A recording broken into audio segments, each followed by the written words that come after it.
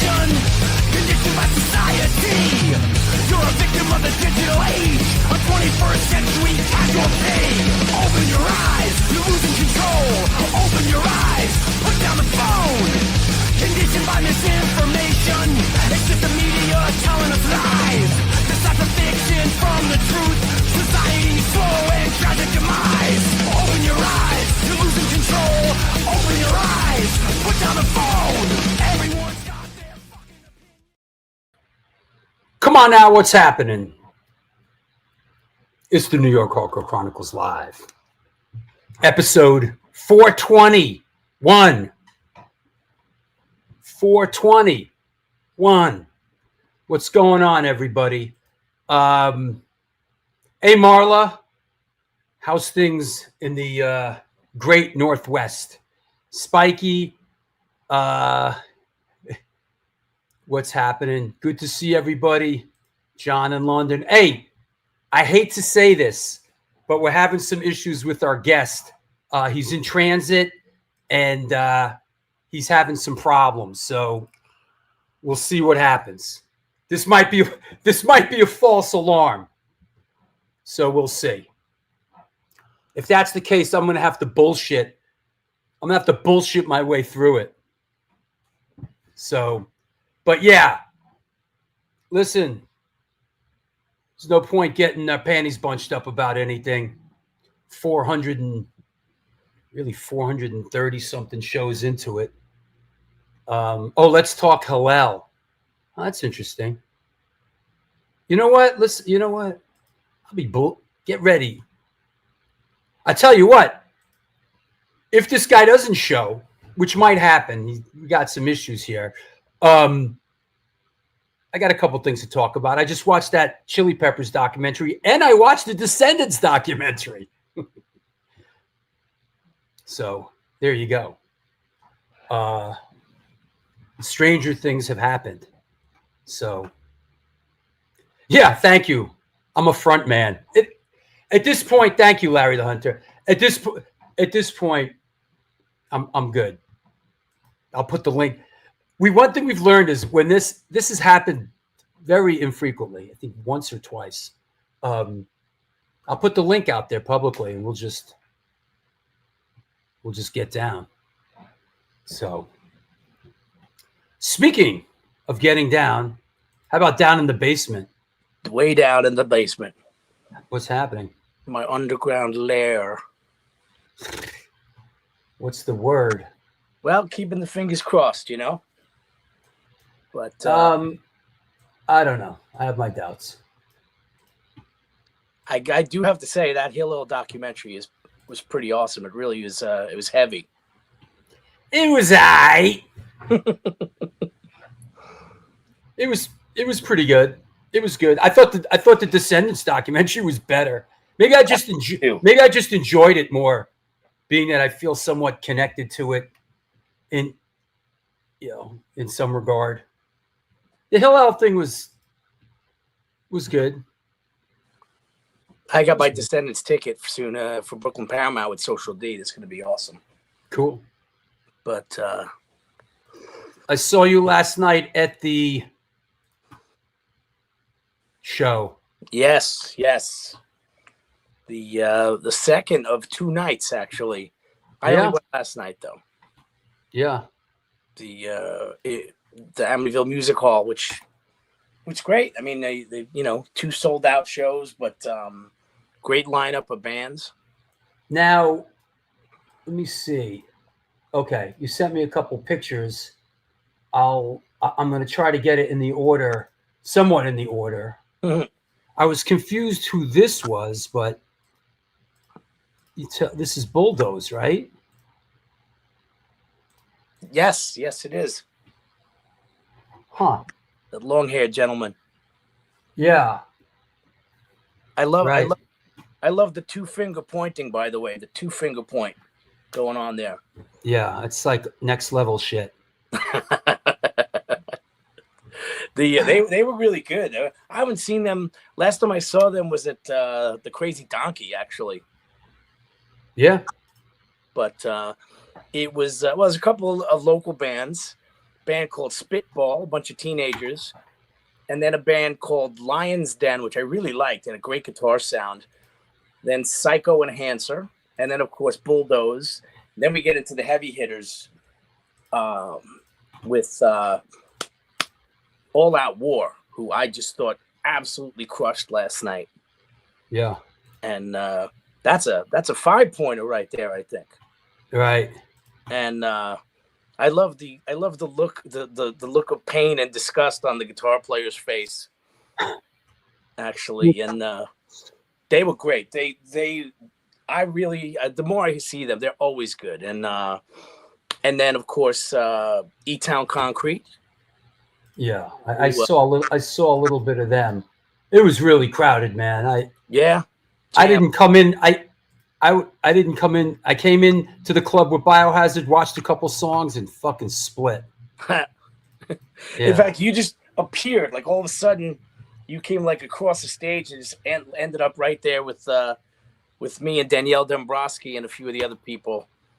And, I was outside with the band. I was up in the dressing room with the band. Came across the stage. I watched 9 songs and I split because I had to do the show today and I had to drive an hour home on the LIE, 11 to midnight. There's a train right there. There's Amityville Station's right there. Yeah, imagine that. I know you're not a train guy. Imagine that. Me taking a fucking train. You don't like the mental hospital. Yeah, here's a good shot from last night. There I am. There's Bobby Hamble, and there I am. And there's Danielle, and there's the and there's the bouncer dude, but behind him is Chris Bulldoze. Yep. Yeah, he was running things back there. He was taking care of all the business.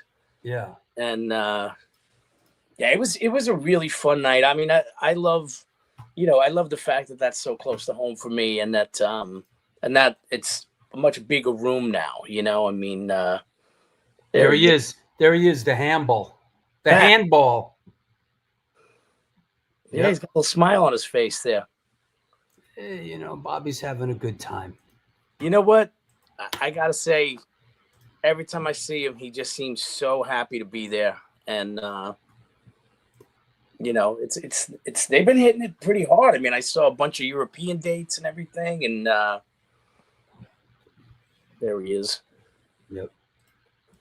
But it was a lot of fun. Is the documentary still in the works? The Biohazard documentary? Well, it's always still in the works. It's actually what I've learned about that project is I don't say it's looking good anymore. I just say, yeah, you never know. Stay tuned. You never know. Well, we'll see what happens. I mean, I think stranger things have happened. I think it needs to. I mean, I loved the trailer that you had posted, and I feel like it would be really a shame if they didn't get to have this. What's the Bill Bartell documentary? I don't know. I don't know either. Yeah. So, yeah, it's fucked. Where is the? Hold on. There's the. If anybody out there has anything interesting to say for themselves, I just put the link in the chat room. Go. Don't come on in with some bullshit. But if you have something interesting, who's going to be our first guest, or entertaining to say for yourselves? Like I said, we're waiting for our guest. He's a little he's tied up. I hate to say it, but he might not make it on today. So we'll see. What happened to all that? Whatever happened to all that footage you shot outside the Onyx Biohazard show from the Academy years ago, bro? Oh, you're talking about footage from 32 years ago? I have it right here. Bro, I don't know, man. I have some of it, but a lot of that was shot on film. That stuff that's in the Biohazard Onyx video, that stuff was shot on film. So, man, unfortunately, I don't have that stuff anymore. Yep. So, yeah. So, the new Biohazard album is really good. It hits hard. Yeah, it's pretty good. Absolutely. Abso-fucking-lutely. Abso-fucking-lutely. But yeah, the Chili Peppers documentary was pretty good. It was heavy. You know, I thought it was, you know, I kind of got out of them for a long time. I mean, I have all the big records and the early records, but it kind of made me remember. And the one fact. Remember what? How much the Chili Peppers really fucking sucked back in there. How much that shit was like, that shit sucked. Fuck with me. That shit even sucks more now, I think. Excuse me. I know there's a lot of people out there that love that band, but I don't know, man. That shit is way cringier now. Could you tell about the new guitar behind you? That's my wife's LTD. Hollow body. It's an LTD. It's a nice guitar. So when I married her, it was assimilated into the collective. So what's mine is mine, and what's yours is mine. So now I have a whole bunch of guitars. I married into a whole bunch of guitars. Are you allowed to play that guitar though? Yeah. Oh yeah. But that's not the one. That's not the one I like playing. This one actually. Ugh. This is the one I like playing. Oh right, that's your Milo guitar. Oh. Uh-oh. Yeah. This is the one I like playing. Come on, motherfucker. The one I did play in my war is this one. It's like it's just an Ibanez. It's very light. It was fairly cheap, and for some reason I really love it. It stays in tune no matter what, and this is the one that I prefer. I like this one. Oh, I know it's not like the coolest and the prettiest one, but it feels good in my hands, and it just stays in tune no matter what. Well, that's big. Yeah. How big is that pick? You know what? Funny you should mention that. I'll tell you what. Where'd that just go? These picks, these taco chip picks that I use. I'll tell you you know who turned me on to these is when Rob Echevarria was playing guitar in Biohazard. Rob, who was in Straight Ahead and Rest in Pieces, and then Helmet. Then he joined Biohazard. He played with these picks, call them taco chips, and I got my hands on a couple, and now I'm like, I've always used these. They're Tordex, big fucking picks. I like them. It's funny. I noticed Bobby uses those tiny little teardrop picks he had yesterday. Well, he's playing lead and stuff. Yeah. What's it in? What are my guitars? My guitars are tuned to fucking standard E. There's nothing fancy here, brother. E. Yep. Unless I'm playing slide, then it's an A tuning, but whatever. I saw Richard Hell the other day, and he looks younger than Peaches. Why is that? Really? Okay. Maybe he got the Brotox. Right. Yeah. Nick Cave was right about the Red Hot Chili Peppers. Why does Nick Cave hate the Red Hot Chili Peppers? Listen, the doc was good. It was a sad story. You know, their original guitar player. It's a cautionary tale, kids. Drugs are bad. and they will ruin your band. The thing I was talking to Ray about earlier is that it's kind of sad that they lost him to drugs. Then they get this amazing guitar player who almost goes right down the same path with John Frusciante. Drugs are bad. And I could testify to that. I've went through it with, the band that I was in, and sucks, man. But when you're young and rocking and rolling, and shit happens, especially in the 90s, right? So shit happens. Yeah. Is that the Bridge 9 shirt you're wearing? Is that from the AF show Bridge 9? Yeah. Yeah, it actually is. Oh, yeah, that's the one. From A7 to B9.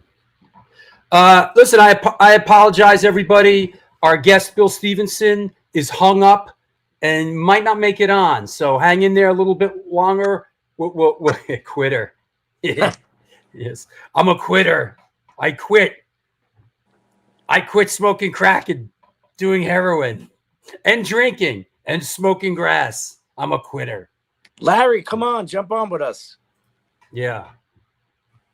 Does the Biohazard had a cool set list yesterday. They opened up with Chamber Spins 3. Yes. They did Howard Beach. They did some stuff. They did some different stuff. I love New ID record on vinyl. It's the pre-sale is starting like in 2 weeks. So yeah, it's going to be on vinyl for sure. 15 minutes more than no show. Yeah, pretty much. Pretty much. 15 minutes more, I'll cut the show short, and then this guy will be like, "Hey, where are you?" Who was it that was caught on the plane? Oh, it was Jack Grisham. Yeah, and we had to reschedule that. Yeah. Yep.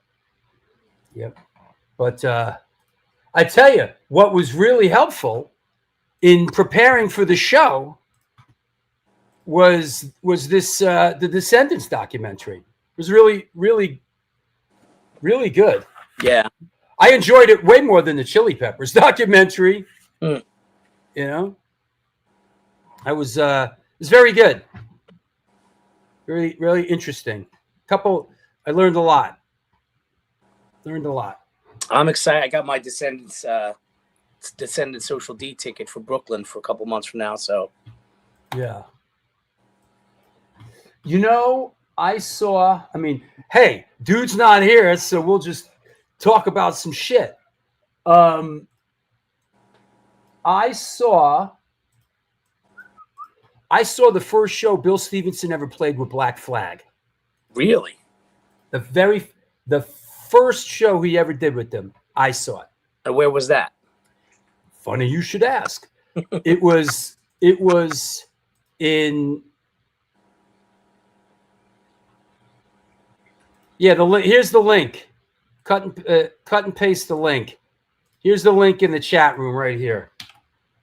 That's the link to the show. If you have the balls, or whatever, join us. I saw Black Flag in 1981 at the Mud Club in New York City. Oh wow!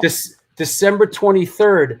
It's when they first came back from doing European shows, and Robo couldn't get back in the country, and they called Bill Stevenson up. They flew him out on a plane, and he played the next day. That was the first show he ever played with them. So I saw that. That's cool. Yeah. Yep. So that was a fierce show, man. That was Black Flag 1981. It was fierce. Yeah, it was really good. I went by myself. I was like, yeah. By myself. I went down to Lower Manhattan by myself to see Black Flag. It was scary. I didn't know anybody. Here's what was going on that week. The Gun Club. Brian Brain. So. Guapa Papa. Yeah. So yeah. But that was cool. They were fierce, man. They were really good. It's like, holy shit. Rollins was really great. I wish I would have gotten to see. I never got to see Black Flag. I saw early Rollins band, but I never got to see Black Flag. Yeah. You know, I saw Flag when they came back, which was close. Yep. How close to the stage were for what? For Black Flag in 1981? I wasn't that close. I was sort of. It was fierce, man. I was back a little bit. Like I said, I went down by myself. So it was during the holidays. I came back. I was up in Boston, and I came back for the holidays, and I opened up the Village Voice, and Black Flag was playing the Mud Club. So I went downtown by myself. And back then, shows like didn't even start till midnight, 1 o'clock. And I do remember standing around the Mud Club for hours and hours waiting for Black Flag to play. And when they played, the room exploded. And I know I wasn't, it was so crazy. It was so wild and violent. I wanted to see it too. So, yeah. No, I never saw Black Flag with Keith Morris. I'm not that old, bro. I'm old, but not that old. So, once again, it's the New York Hardcore Chronicles Live. Our guest, Bill Stevenson, is got some transportation issues right now. It might be a false alarm. We'll have to reschedule with him. I apologize. I see there's a good grip of people tuning in. I'm sorry. Shame on you. Yeah. Nah, that sucks. There. Hey, there he is, Gabe DiRienzo, the godfather of the film business in New York City. The guy who put me on back in the day.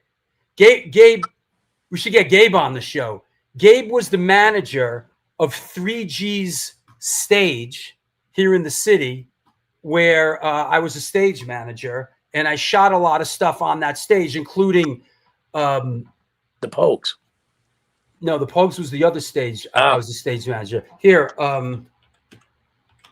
this shot was taken at here you go. This was taken at 3G's stage. Anybody know what this is? Anybody know what this is? We Are the World? Close.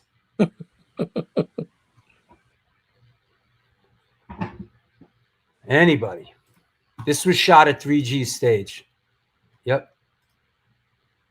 Yeah. I see some familiar faces. Yeah, it's Punishment. That's the Biohazard Punishment video that we shot on 3G's stage. Mm-hmm. Yep.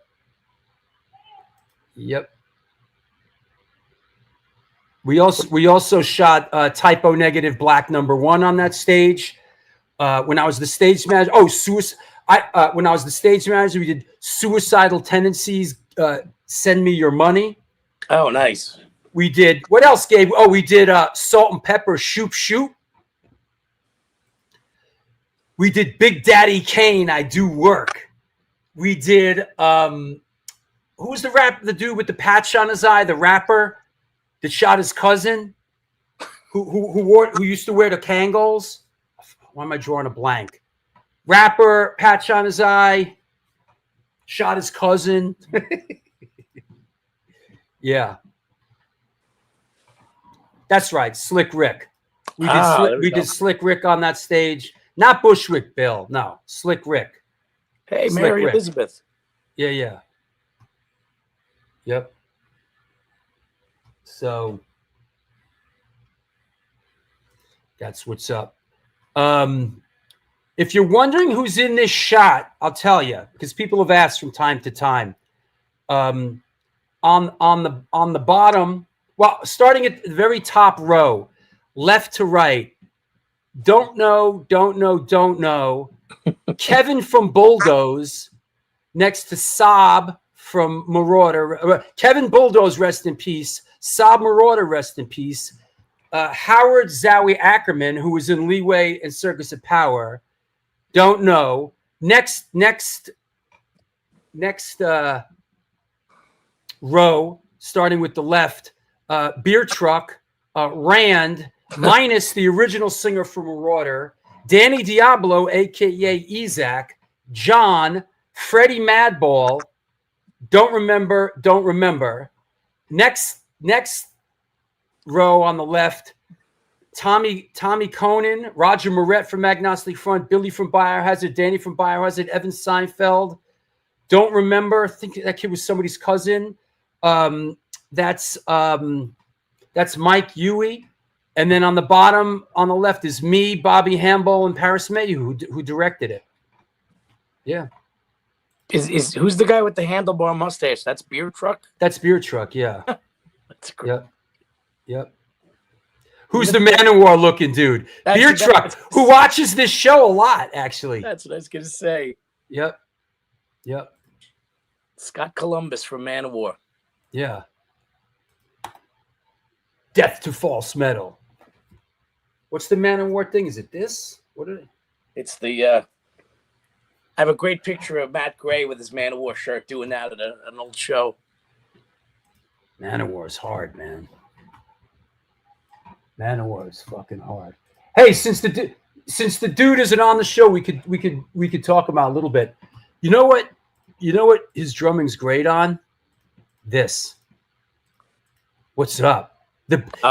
He doesn't drum on TV Party. He drums on the two songs on the other side, which are great. I've Got to Run and My Rules. That's the first time I heard him actually play drums. Is when this. Listen, this is arguably, some people say this is like the last great thing that Black Flag did. Was side B of this thing. I've Got to Run and My Rules. So, yeah. I don't know. I like a lot of it. I like a lot of the weirder stuff too. Yeah, I'm not saying I don't like it, but I'm saying arguably for some people, this was the end of it. I just learned the other day, the new Lamb of God record was actually recorded in the same studio that they recorded My War. Oh yeah? Yeah. That new Lamb of God record is heavy. It's really I heard some of it. Yeah, Emil plays on side A. He plays on TV Party. I saw Black Flag with Emil. It was good. It's cool. Good drummer. Yep. Larry Kelly holds the line. Black Flag was over as soon as Chuck Dukowski was out. Larry Kelly holds the line. Yep. SST, the original greatest indie record company. What's going on? Once again, that's the link in the chat room. If anybody has the couillons. No brave souls out there. I'm scared. God. Fuckers. Yeah, it looks like today's we're just gonna bullshit for a while. Our guest Bill Stevenson is in transit and he's a little hung up. So here you go. Yep. Have you seen any good movies lately? No. There are no good movies. They don't make good movies, really. Actually, I just finally saw the third installment, the 28 Years Later. That was good. The Bone Temple? No, Bone Temple comes out on Netflix this weekend. What are you talking about? I just saw it. Well, you might have saw it on a different platform. Oh, yeah. I think I paid for it. Yeah, because it comes out on Netflix. If anybody's into the 20, what is it? 28 days, 28 weeks, 28 years. This last installment, this one is the fourth one. I think is by far the best one of them all. It's good. Because I thought the 28 years was really good too. Yo, this one is really good, man. What's his name? Rafe Fiennes. Yo, Rafe Fiennes. Ralph Fiennes? Ralph. Rafe. Rafe? Rafe Fiennes. Ray Fiennes. Rafe. Really? Rafe. What are you Yes. talking about? That's how it's pronounced. That's how he says it. No, it's Ralph Fiennes. Oh, But pronounced Rafe Fiennes. Oh, you're right. That's it. You're right. Did my homework. Yeah. It's really good. And I thought that was pretty impressive because, you know, he's all over the place. He's done all sorts of stuff. He's always great. Yeah, he's good. He's really good in this. It's a good film. Yeah. It's really a good film. It's written well, directed well, shot well. I mean, you know, if turbo zombies are your thing, this will ring your bell. It's good. It's really good. I enjoy it. Yeah. Yeah, Only Crime. I don't know much about Only Crime, the band with Stevenson, and I tell you, I fucking worked hard on this show. I got fucking mad notes. Really, 3 pages of notes is a lot for me for this show. I went deep. I learned a lot about the whole thing. You know, I think one interesting thing, just as I'm poking through the notes, you know that, and I wanted to ask him, when Carl Alvarez joined the band, they needed a guitar player, and they brought in Stephen Egerton. Am I pronouncing that right? And I don't think they even knew him. I think Carl was just like, hey, I know a guy. And like, they brought the guy in. And he's still in the band to this day. Yeah. I don't think they had any contact with him, knew him. It was just on, hey, I know a dude. He was really good when they did the Flag tour. He played instead of Ginn. Yeah. Yeah. Is it? Yeah, I think they brought him in sight unseen. Yeah, he plays in Flag too. I've seen Flag a couple times. They're pretty great. Chuck Dukowski's great. Yeah, to me, that was the closest thing I got to seeing the real Black Flag. Yeah. Flag is great. And Des Cadena was in that too. Eric D. Last night was really fun. Great seeing you both. Yes. Yeah, it was jammed. If you were in the wrong spot, you weren't going anywhere. Yeah. Flag is the real Black Flag. Really? I don't know, man. I'm just saying. Is it the real Black Flag? I mean, it is what it is.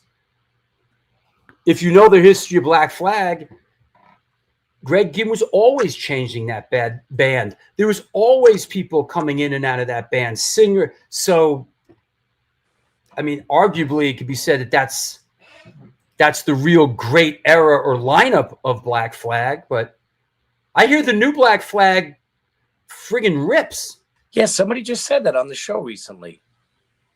Yeah.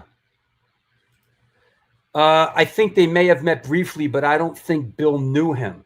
Stephen brought on their legendary roadie Bugface. Greg Ginn is a prick. I'd like to get Greg Ginn on this show. What happened? Stevenson flaked. I wouldn't call it flaked. He got wrapped up. So, but you could call it. You could. I don't know. I don't know if flaked is the right word, and we don't want to. Innocent or proven guilty. New Black Flag drummer rips. Yeah. Yep. And they have a girl singer now, right? No love for Ginn's School of Rock Flag. I hear they're great. Get off my lawn. Back in the day, I saw them. Get off my lawn. That new shit sucks.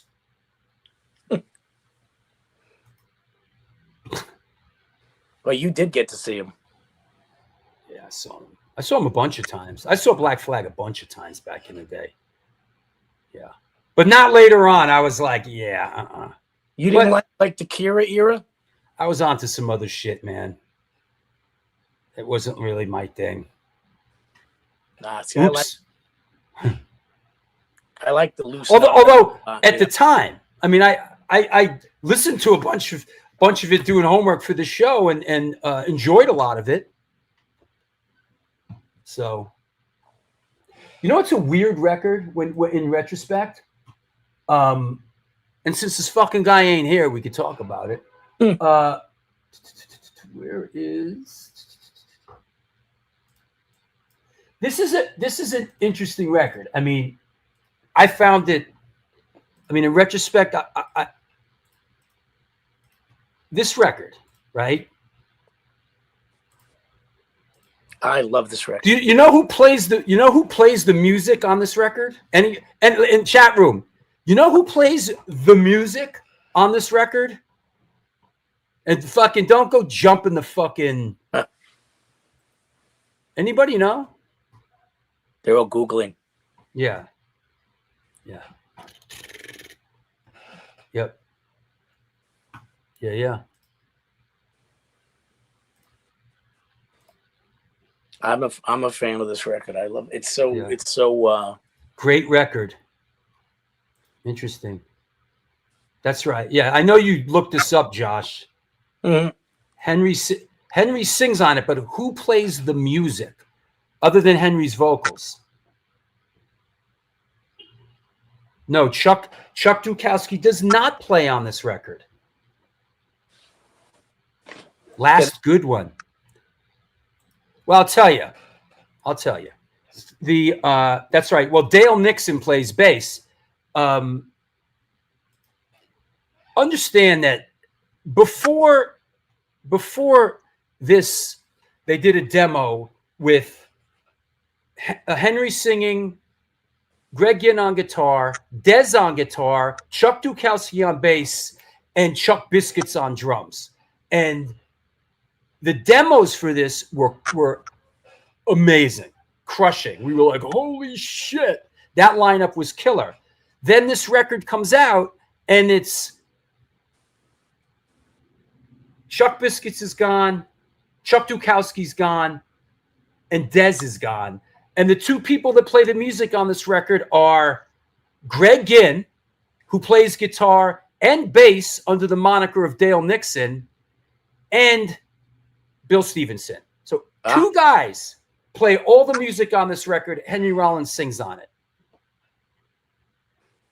So this is the record, according to mythology, when they made their way to Seattle and they played this record, this blew everybody's mind and laid a lot of the seedlings to what would have become like the early Seattle scene sound. Yeah. So who fucking cares what I think or what I know? I'm like, get off my lawn. I saw them with, like, who gives a shit? It's what's so great about music and bands like this is, hey, maybe for me, I was sort of cycling out, but other people were incredibly influenced by those records. Yeah. You know? There, Dale Nixon bass. I listened to this morning, actually. I think Chuck Dukowski might have some writing credits. Yeah, he does. Dez has been on. Oh, get him on right now. You know what? I'm going to call. Yeah. Yeah, Brian Baker used the pseudonym. That's right. Brian Baker used the pseudonym on Dag Nasty. Yeah. That's like, I think that's become sort of like the pseudonym you use, Dale Nixon, if like you're playing another instrument. Yeah. Yeah. Yeah, the Duke. Yeah, Chuck Dukowski. Isn't that like when directors don't want to put their name on a movie, they call it Alan Smithy film? Some shit like that. Yeah. Yep. Oh, Dave Grohl. Dave Grohl was great in the Descendents film, I thought. Yeah, I thought Dave Grohl was really good. Did you ever see him when he was in Scream or no? Oh, yeah, we played with them. When Grohl was in the band, I mean. Yeah, when I was in Antidote, we played with Scream. Cool. Yeah, where is that? We played. Let me see if I can find it. Yeah, we played a show on the lawn of the Lincoln Memorial with Scream. Ah. Yeah. Here we go. How quickly I can access this stuff. This is the bill for 19. I think this was 85. Must have been 85. I don't think it was 84. I think this was 85. We played the lawn of the Lincoln Memorial. It was Antidote, Beefeater, Stetisonic MCs, Scream. Wow. Rock Against Reagan. Oh, yeah, 85. Rock Against Reagan. On the lawn right in front of the Lincoln Memorial. And there was a huge skinhead brawl. They bunch of skins showed up and it was gnarly. Yeah. Yep. Oh, Ken was still drumming with them? Is that right? Okay. I remember playing with them with him probably later, I guess. Yeah. Beefeater was dope. Yeah, they were pretty cool. Yep. Yeah, that makes sense. The singer Russ of Good Riddance is in a band with Bill called Only Crime. That is correct. But we're not going to talk about that today, or we're kind of going to dance around it. Beefeater ripped. Wow, mad love for Beefeater. What was the kid's name in Beefeater? Was Thomas Squibb in Beefeater? Am I remembering that correctly? Here you go. Bob Riley. Bob, are you going to the Biohazard show tonight? Dave was awesome with Scream, and I know he's a huge known person now, but I swear all my friends and I talked about how good that drummer was, and he was a great guy. Yo, Dave Grohl was always a nice guy. Yeah, Thomas Squibb. Am I pronouncing that right? Yeah. He was a eccentric character. If I remember. Yes, going to the Biohazard show in Albany.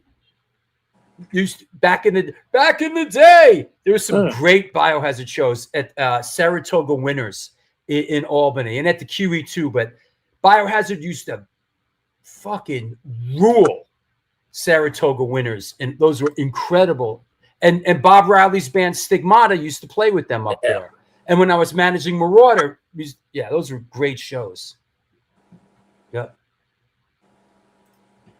James Philosopher, 1981. I was bringing up the Murderers Row song Irish Car Bomb Parade this past St. Patrick's Day. South Troy Community Center, is that where they play?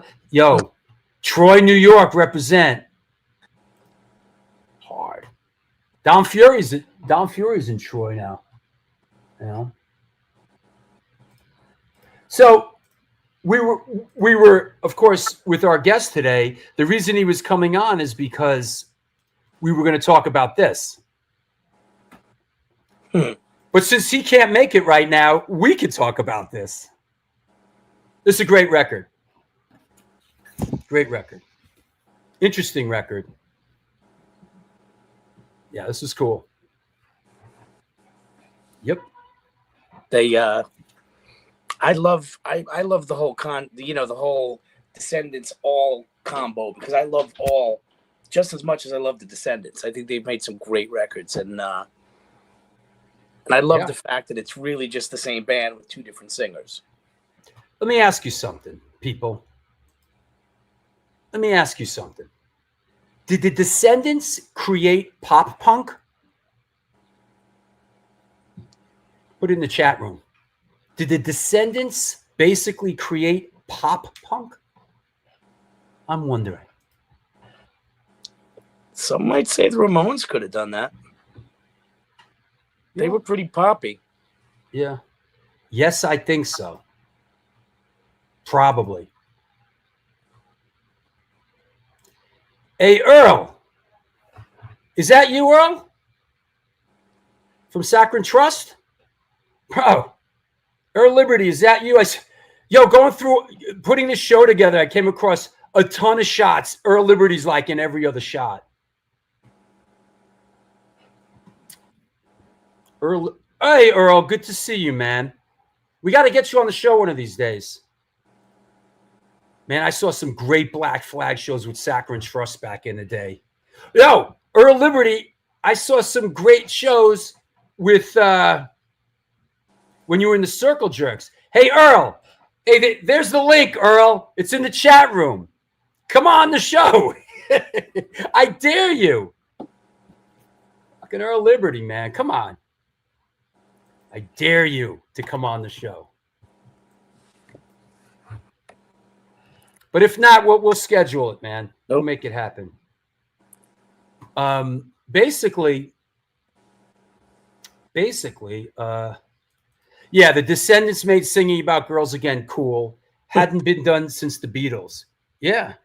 Well, even on this record, I mean, this is sort of,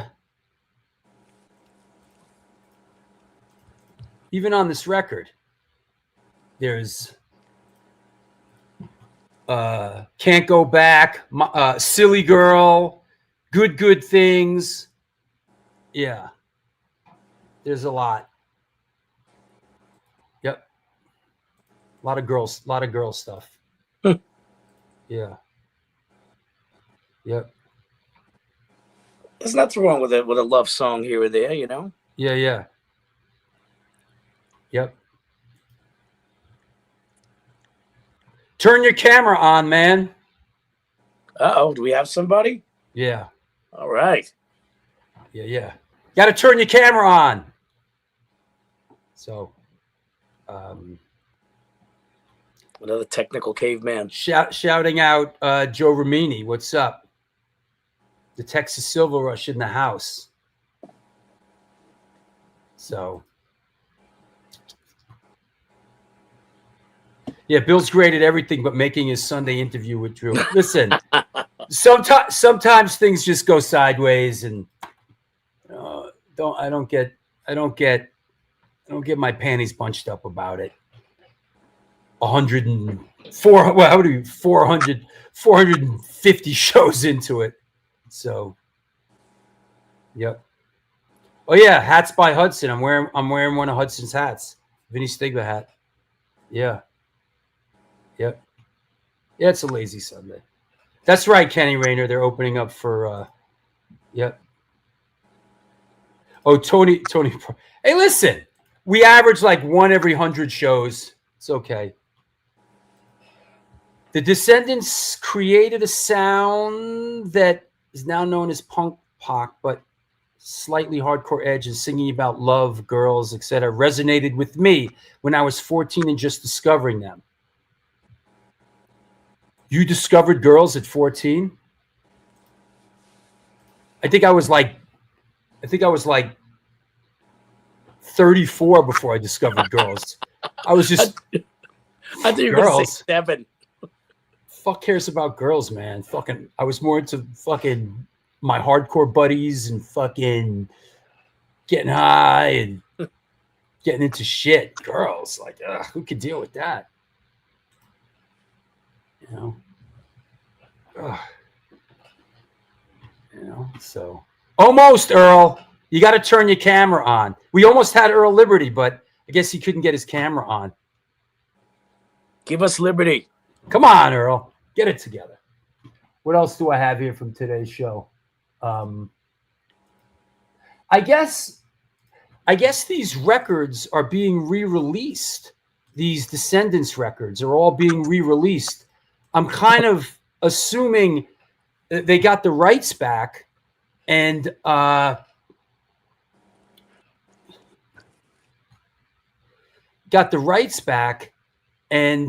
after the 30-year thing, maybe, which makes sense. Yeah, that's maybe they reverted the rights back. Come on, Earl, get that camera on.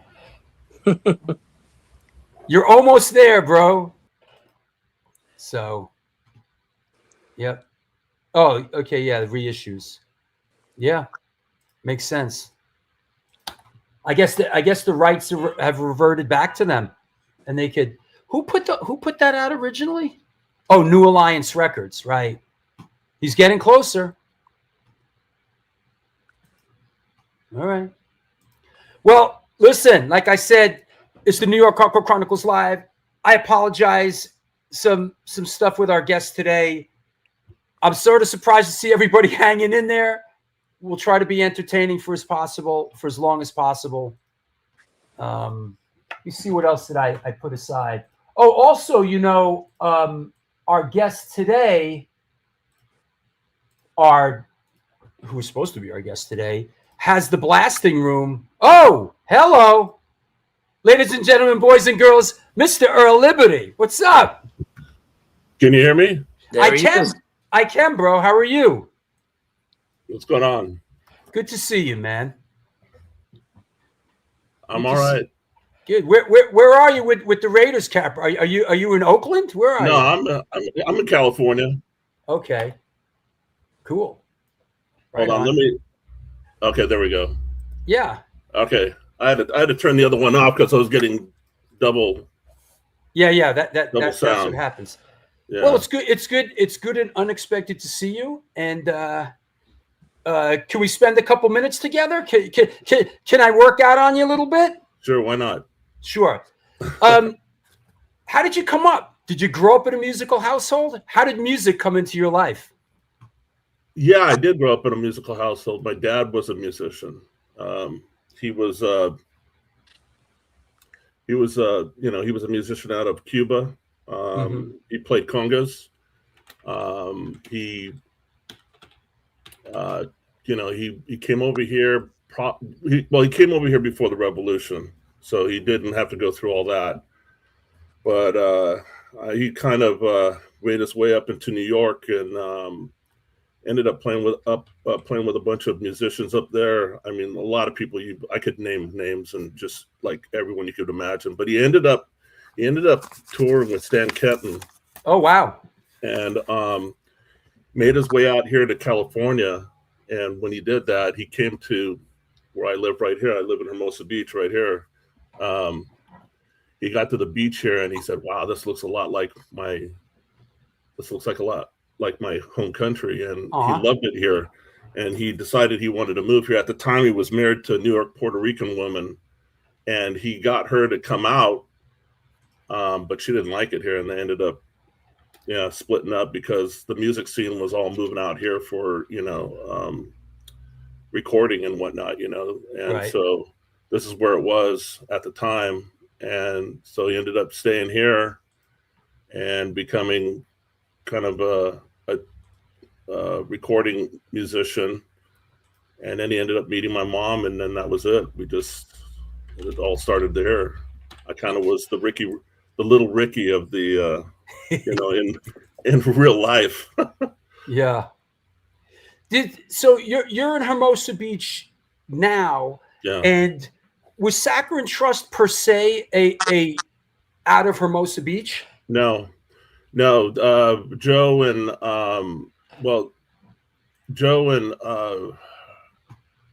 Jack were basically out of like Wilmington area, which is over by San Pedro. Right. It's not too far. It's not too far from here. It's only like about 5 miles away. Isn't that Minutemen territory? Yeah, it is. Yeah. So they were kind of over by that way, and Rob and I were from here. We're from the South Bay. We went to the same high school and everything together. And I think this is the... Actually, I went to the same high school as Milo and Bill from the Descendents. Right. That shit. Yeah. And that was I have that. Hold on. That was in the bowels of the what was it? The Cafe de Grand, I believe. Like down in the basement. Is it this right? Gotcha. Yeah, we were taking band photos that day. They had us. I can't remember who the photographer was, but they had us all over the place. At that night, there was a show going on, and he goes, "Hey, can I take some band pictures of you guys?" And we went like downstairs and took pictures down in the machine room. And incredible memory you have. Dude. Sometimes I'll tell you who's got a really good memory is Rob. Rob's Rob's a guy that you really want to have on a show because he remembers everything. He's got a really good memory. Mary Elizabeth asks, did D. Boone really give Earl the nickname Liberty? He did. Oh, wow. The way that all went down is so my real name is Mark Vidal. And but Rob, the funny thing about Rob is Rob has always given everybody a nickname. He's got a nickname for everybody. So he used to call me Earl the Pearl because I used to play basketball, right? Right, like Earl Monroe. I'm a New Yorker, so Earl Monroe really resonated as a kid growing up here in New York. Yeah. And that's why I got the name Earl. So he used to call me Earl the Pearl. Then he just started introducing me to everybody as Earl, and it just stuck. And so we were at the Star Theater in San Pedro, Saccharine Trust, and we were rehearsing, and all of a sudden Black Flag and the Minutemen come walking in while we're in the middle of a song, and we finished the song, and they walked up to us, and basically they were Greg and Chuck were asking us if we were interested in doing a record with SST, and basically that was the night that it all happened. But standing there, D. Boone walked up in front of me while I was playing, and he's sitting there looking up at me because we were up on the stage. And the song finished. He goes, Jesus Christ, you're fucking tall. You're tall like the Statue of Liberty. He goes, that should be your name, Earl Liberty. And so when we did the record, my dad really didn't like the music we were into. Is this the record you're referencing? Pagan Icons. Okay. Pagan Icons. Here you go. Yeah. Yep. And so my dad really didn't like the music we were into, and kind of pissed me off at the time. And I was like, well, fuck that. I'm not going to put your name on the album. I'm just going to use this. I'm going to use this name, Earl Liberty, and that's what I put on there, and that was it. And then so everyone knows me as that now. It's weird. It's like when I go to work, I'm one person. When I'm out at shows, I'm a different person. I'm being called. It's funny. Did you see Black Flag early on in the game? Oh, yeah. Tell us about sort of those halcyon early days and how you saw them and kind of what was going on in that early scene there. Literally, if you walk about 10 minutes straight down this way, down the street, you'll walk into an area where the church was. So I'm sure you guys have heard about that, right? Sure. So that's where that all started, at the church. And so we were just a bunch of kids, in the area that, every once in a while we'd walk by there and you could hear the music going on. We'd stumble down in there, and they were just starting. I was playing around it with music at the time, but in kind of like more. I was in a band that was doing covers, at parties, but but I started going to shows, and I was really excited about this whole hardcore thing, and I was like, and that's when Rob and I kind of broke off and found our way into Saccharine Trust. But this is early. This is a Panic shot. This is before they actually changed their name to Black Flag. They weren't quite. No. I think this was a little bit after that. I didn't quite know them as Panic at that point. I think they were full on like Black Flag at the time. Right. But yeah, we were there early, and then obviously, being with Saccharine Trust in the early days of that, it was them, us, and the Minutemen kind of like starting the whole like SST record thing, Sure. They started it. We were just part of the family kind of thing. Yeah, but after that, literally like hanging out with them all the time, like almost every day. Like Des is still a good friend of mine. He lives right down the street here, and to this day. And we just became pals, and then we became like tour buddies and tour mates. You guys played with Black Flag constantly. I saw you play with them a bunch of times. It was a constant. It was Black Flag, Saccharine Trust, Nig Heist, SVA, There was you could always count on. What was the name of the cover band? The name of the cover. Well, there was a couple. I was in one called.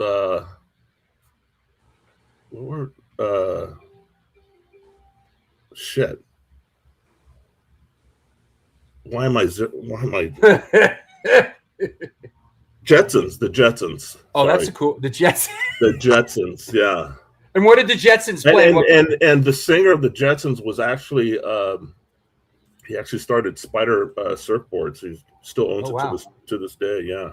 Oh wow. Dennis Jarvis. Yeah. He was actually that dude was actually shaping boards in his kitchen.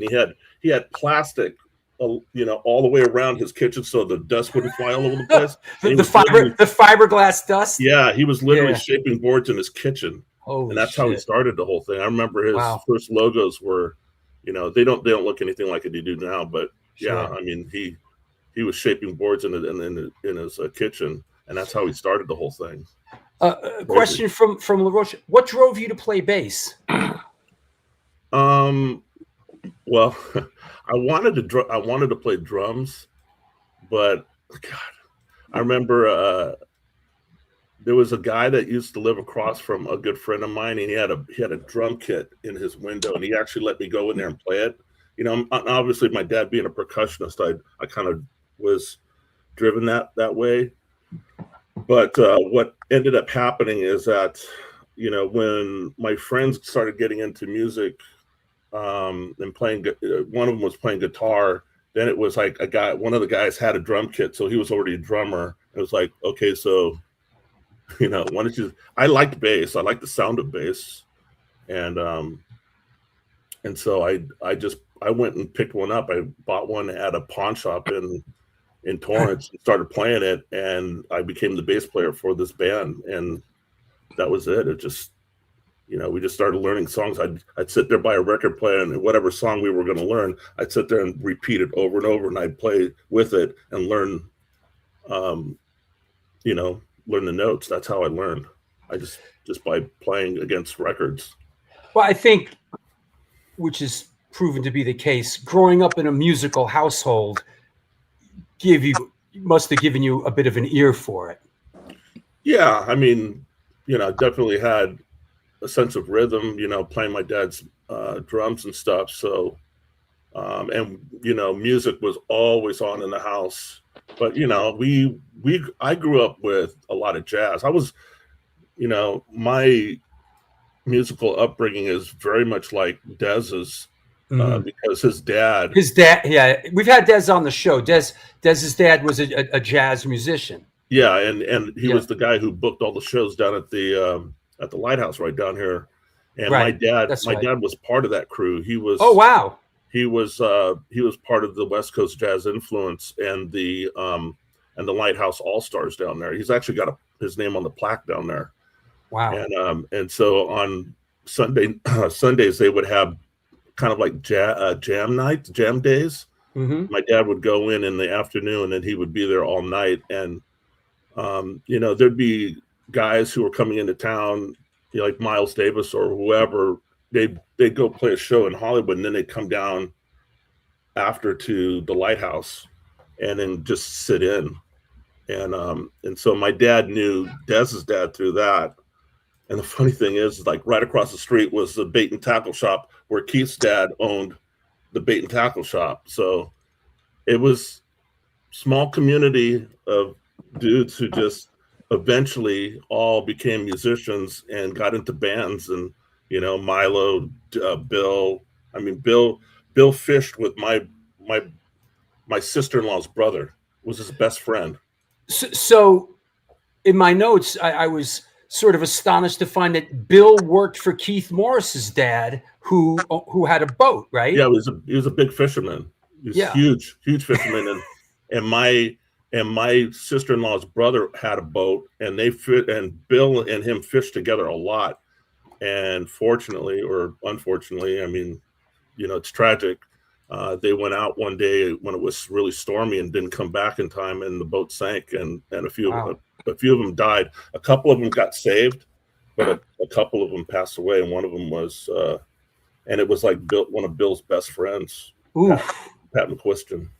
I guess growing up out there to a certain extent, that was part of the culture is fishing, right?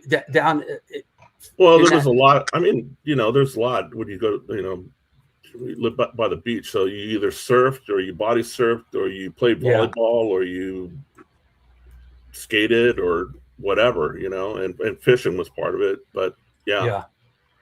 Hey, this just in. Have you seen your Hardcore Legends trading card? What? There you go. There you go. This just in. Yep. That's the front. And the back. The back. Here's the back. Let's see what we got going on with the back. There we go. There's the back. The Jetsons, Saccharine Trust, Circle Jerks, #goals, and 1 square mile. Yeah. That's it.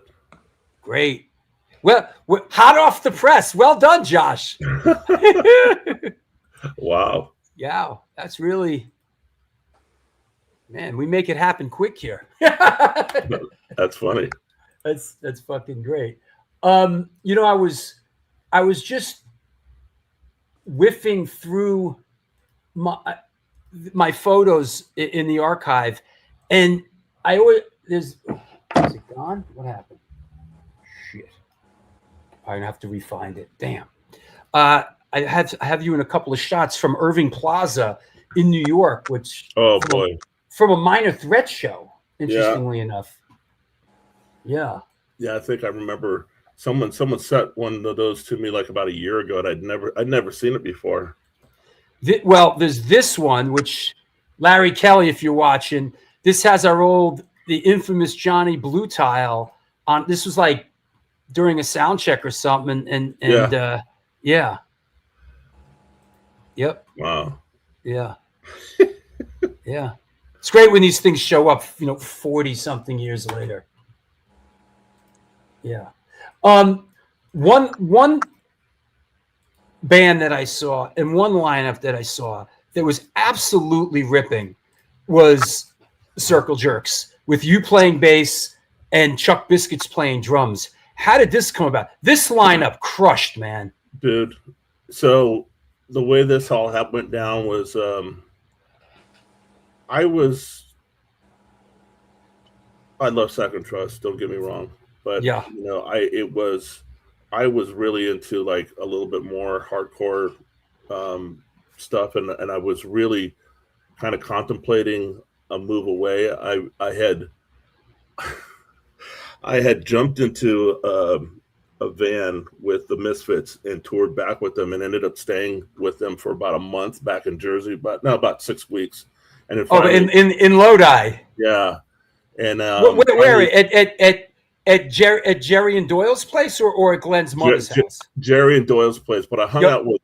Yeah. When they got back, they would work with their dad in the machine shop, and then in the daytime, Pro Edge. Glenn and I would go out and get T-shirts, and we were in his basement doing Fiend Club shit together. Yeah. And then I'd go back over to Jerry Doyle's house, and then after about 6 weeks, Saccharine Trust said, "Hey, we got some shows coming up. You've got to get back here."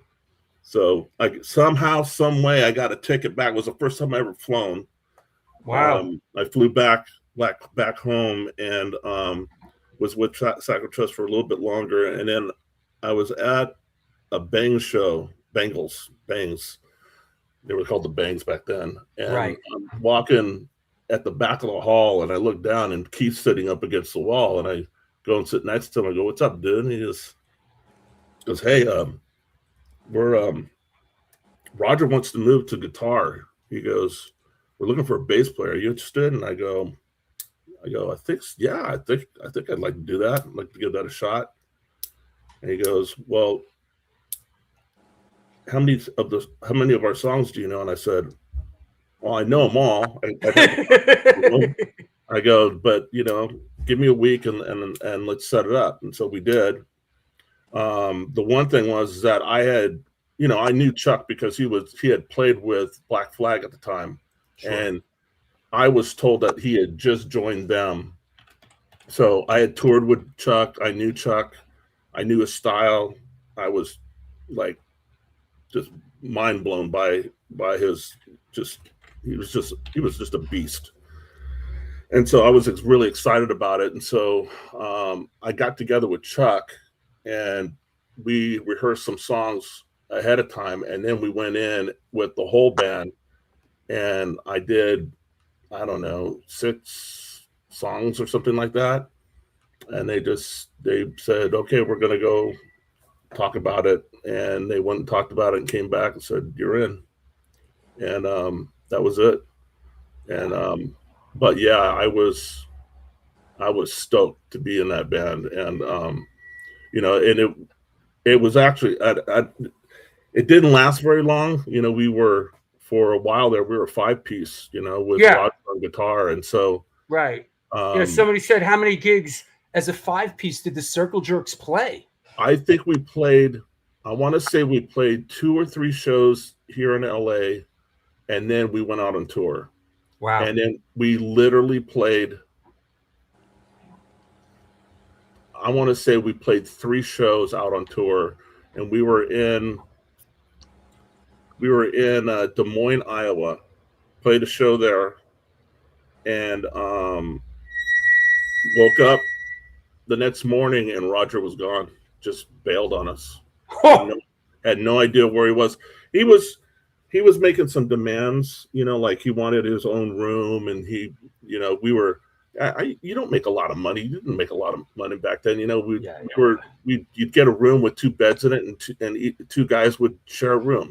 Yeah, of course. He wanted his own room, and it was the 5 of us plus a roadie. So everybody had to bunk up, and it just got weird. And I don't know if he just kind of said fuck this shit and decided to leave, but he was gone. We woke up the next morning, he was gone, and we just said, well, I guess we continue on as a 4-piece, and that's what we did. Yeah, this I saw somebody mentioned that I saw that clip when you guys were live on the Rock Palace. That clip rips. Yeah. Yeah. That was fucking killer. Yeah, we had a long tour under our belt, so playing every day together, and then whatever else. But at that point, I think we were pretty much like as solid and tight as you could get, and hitting on all cylinders at that point. Hey, Steven, you got to go? I got to run out and take care of something. I'll be back. Thanks for setting us off. I'll talk to you in a bit. You got it. Yeah. Paul Stone says it's a crime that lineup never made an album. You know what? So when Chuck and I joined, they were still in the process of mixing the album, and we had asked if it was possible for us to at least track, that, but at that point it was like the money had already been spent. And right. What album was that? That would have been the Golden Shower Pits album. Right. Yeah. Yeah. So we toured on and did what we did. Just went on with it. I have this in my archive. This is an interesting one. Saccharine Trust at the Cafe. I always thought it was Cafe. The Cafe de Grand. Cafe, yeah, with a TH. Cafe. I did not. I always thought it was Cafe. Wow. No, Cafe de Grand. Huh. In Hollywood with 45 Grave. Yeah. What was the sort of trajectory of Saccharine Trust? When did, because you guys were around for a while. When did things change? When did it wane? How did it end? Nothing really waned. For me, it was, Rob ended up leaving. I think one of the things for Rob was that you'd have to really ask him, but I believe for him, he didn't feel like we got really well received, and we're just kind of, I don't know. We were just kind of, Saccharine Trust was weird. It was just, we were just a weird fit, in that whole scene. I mean, obviously bands like Black Flag and the Minutemen and those guys, they all loved us. We were all bros. Sure. And, they loved us, but it was just the style of music that we played that was just a little bit different, Yeah. And it's funny. I hadn't listened to Saccharine Trust album in a long time. I'm talking about like 10 years. I hadn't listened to it. Mm-hmm. And I was on my way up to Santa Barbara for work, and I had been listening to Gang of Four, and I was listening to Spotify or something like that, and then it switched, and it was like, how they do the like music that's similar. Yeah, it like gives you it gives you suggestions, or it's sort of what do you call it, the algorithm. You were caught in the algorithm. Yeah, and then all of a sudden it went into Saccharine Trust, and I was kind of blown away at how similar it was, and I didn't even think about it at the time because I knew who Gang of Four was. I had actually gone to some of their shows before I was in Saccharine Trust, but I didn't realize it actually was very similar. But with the scratchy guitar and the heavy bass sound, and but yeah, we were just different, and Rob left the band, and Rob's my buddy. I mean, he's still my buddy. He lives, like I said, right down the street here still. Wow. It was a bummer for me when he left, a big bummer, because him and I were tight. We're like, he's the guy who got me into Saccharine Trust. He's the guy that I was palling around with.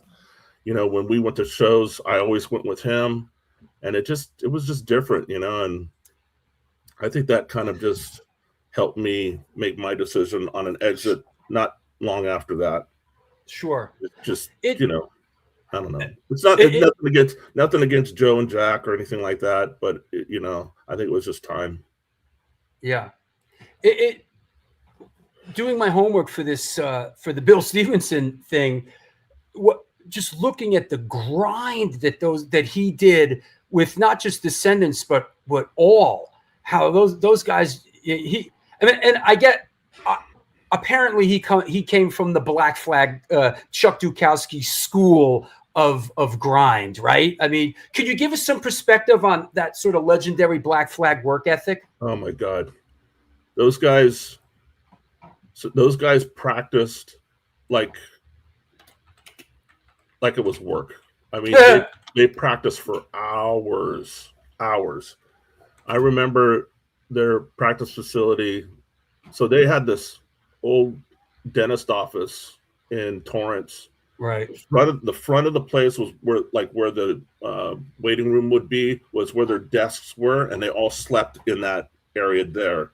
And then the middle of the office where, like, I guess you would, have your dentistry done, that was all done. Yep, that was where all their equipment was in their practice facility, and it was all soundproofed. So they had, I don't know, really thick, like styrofoam or whatever, plus carpet on top of that. That place would get so hot. It stunk to high heaven. It was like, I don't know if you've ever been into a professional hockey locker room when all their equipment is in there, but that's what it smelled like. You'd open that door and it just reeked of sweat, because everybody was sweating, and even us who just, like, because we would just sit there and watch them, and everybody was just sweating, and it just stunk. And but they would practice nonstop for, God, I would say 4 hours a day. Wow. At least. They were maniacs. And I mean, sometimes it wasn't even like going through the whole set. Sometimes it was like a part of a song that they just wanted to get right. They'd go over it and over and over and over it again. And they were who was sort of the musical who was the musical director of that? Was it Dukowski? Was it Ginn? Ginn was. Ginn. Very interesting. They all they all were in it together, right? But sure. But Ginn was the one who would say, "Oh, stop! Let's do that one more time," kind of thing. Yeah, he was kind of the director of it all. Yeah, but they were all in because it just was what it was. That's just the ethic that they all had. And then you're right. I mean, when Bill joined the band, I'm sure he took some of that with him to the Descendents and all. And that's just the way that's how you get tight. That's how you you make things happen, and that's why they are what they are and have what they've been. Yeah, and it's no secret, and we've talked about it many times. In those early days, there was no roadmap, which a lot of people take for granted now, and it was really bands like Black Flag, and you mentioned the Misfits and DOA.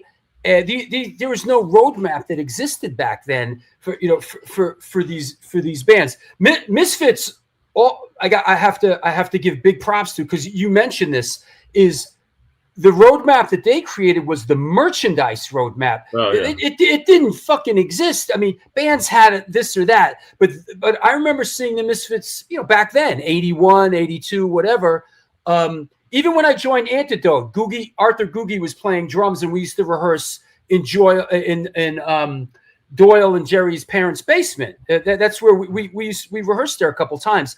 But the merch game that they had was unheard of at that point. Unheard of. The Fiend Club thing was crazy. Yeah. I don't think anybody else had anything close to what they had back then. Yeah. I mean, the only other thing that I could think of that was anywhere close was just SST and what they were doing but that was more geared toward getting music out to the masses. Yeah. Because, there wasn't a lot of distribution as far as that genre of music, and especially, with the bands that we were putting out there. 100%. And also, back in 81, I was in Boston, kind of running in that whole Boston crew, SSD Control thing. And one of my favorites. When Black Flag would come to town, like Dukowski hit us off with the remember the credit card numbers that we would get to make the phone calls? Oh yeah. So Dukowski gave us his credit card number in 81, and we would just bang these things out. And later on, I think we found that it was like Exxon's credit card, phone card number. But do you remember the credit card numbers we would get? We would have a whole sheet of them. It was like a whole sheet of these numbers, and they just made a copy of them. They gave one to all of us, and they kind of wanted you to stick to one because everybody had to have one at least, but they worked. And if one didn't work, you just moved on to the next one. Yeah. And you go up to a payphone, and there was numbers that you had to pump in, and you could call back home.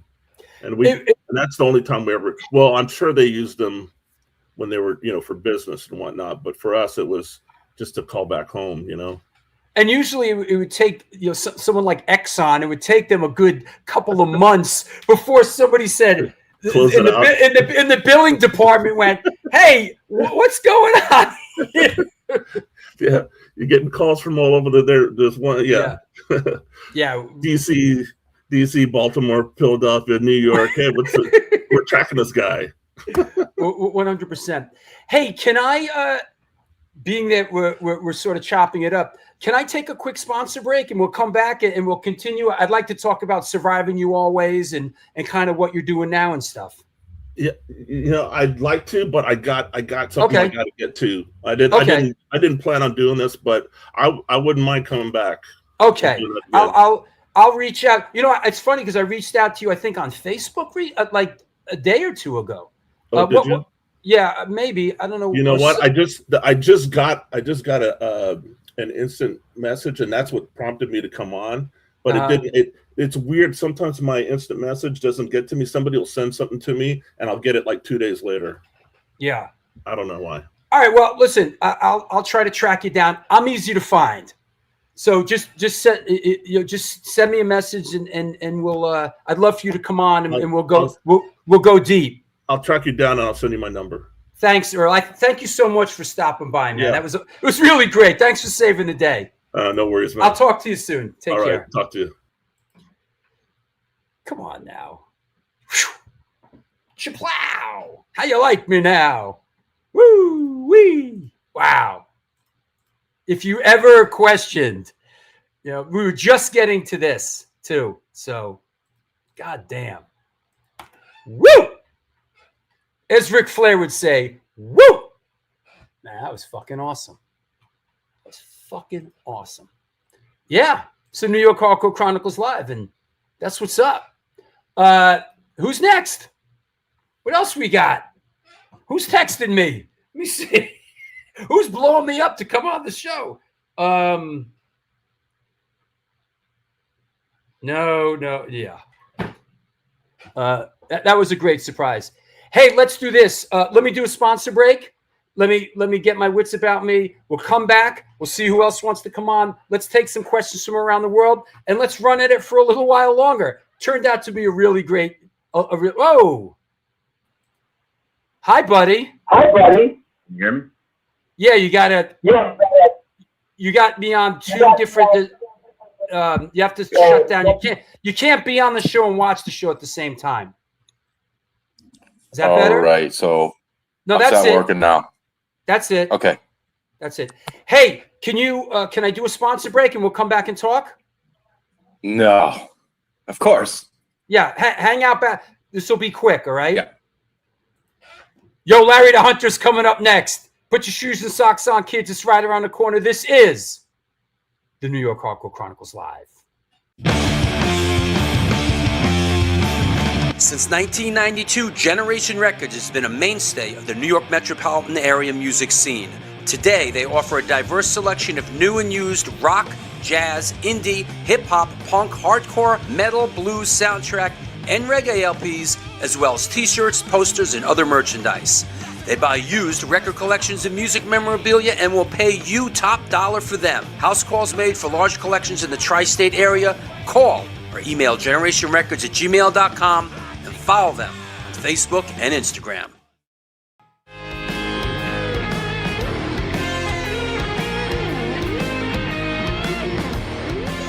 Will that be cash or in debt?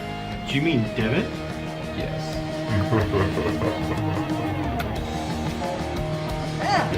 Sorry. Another eternally satisfying customer.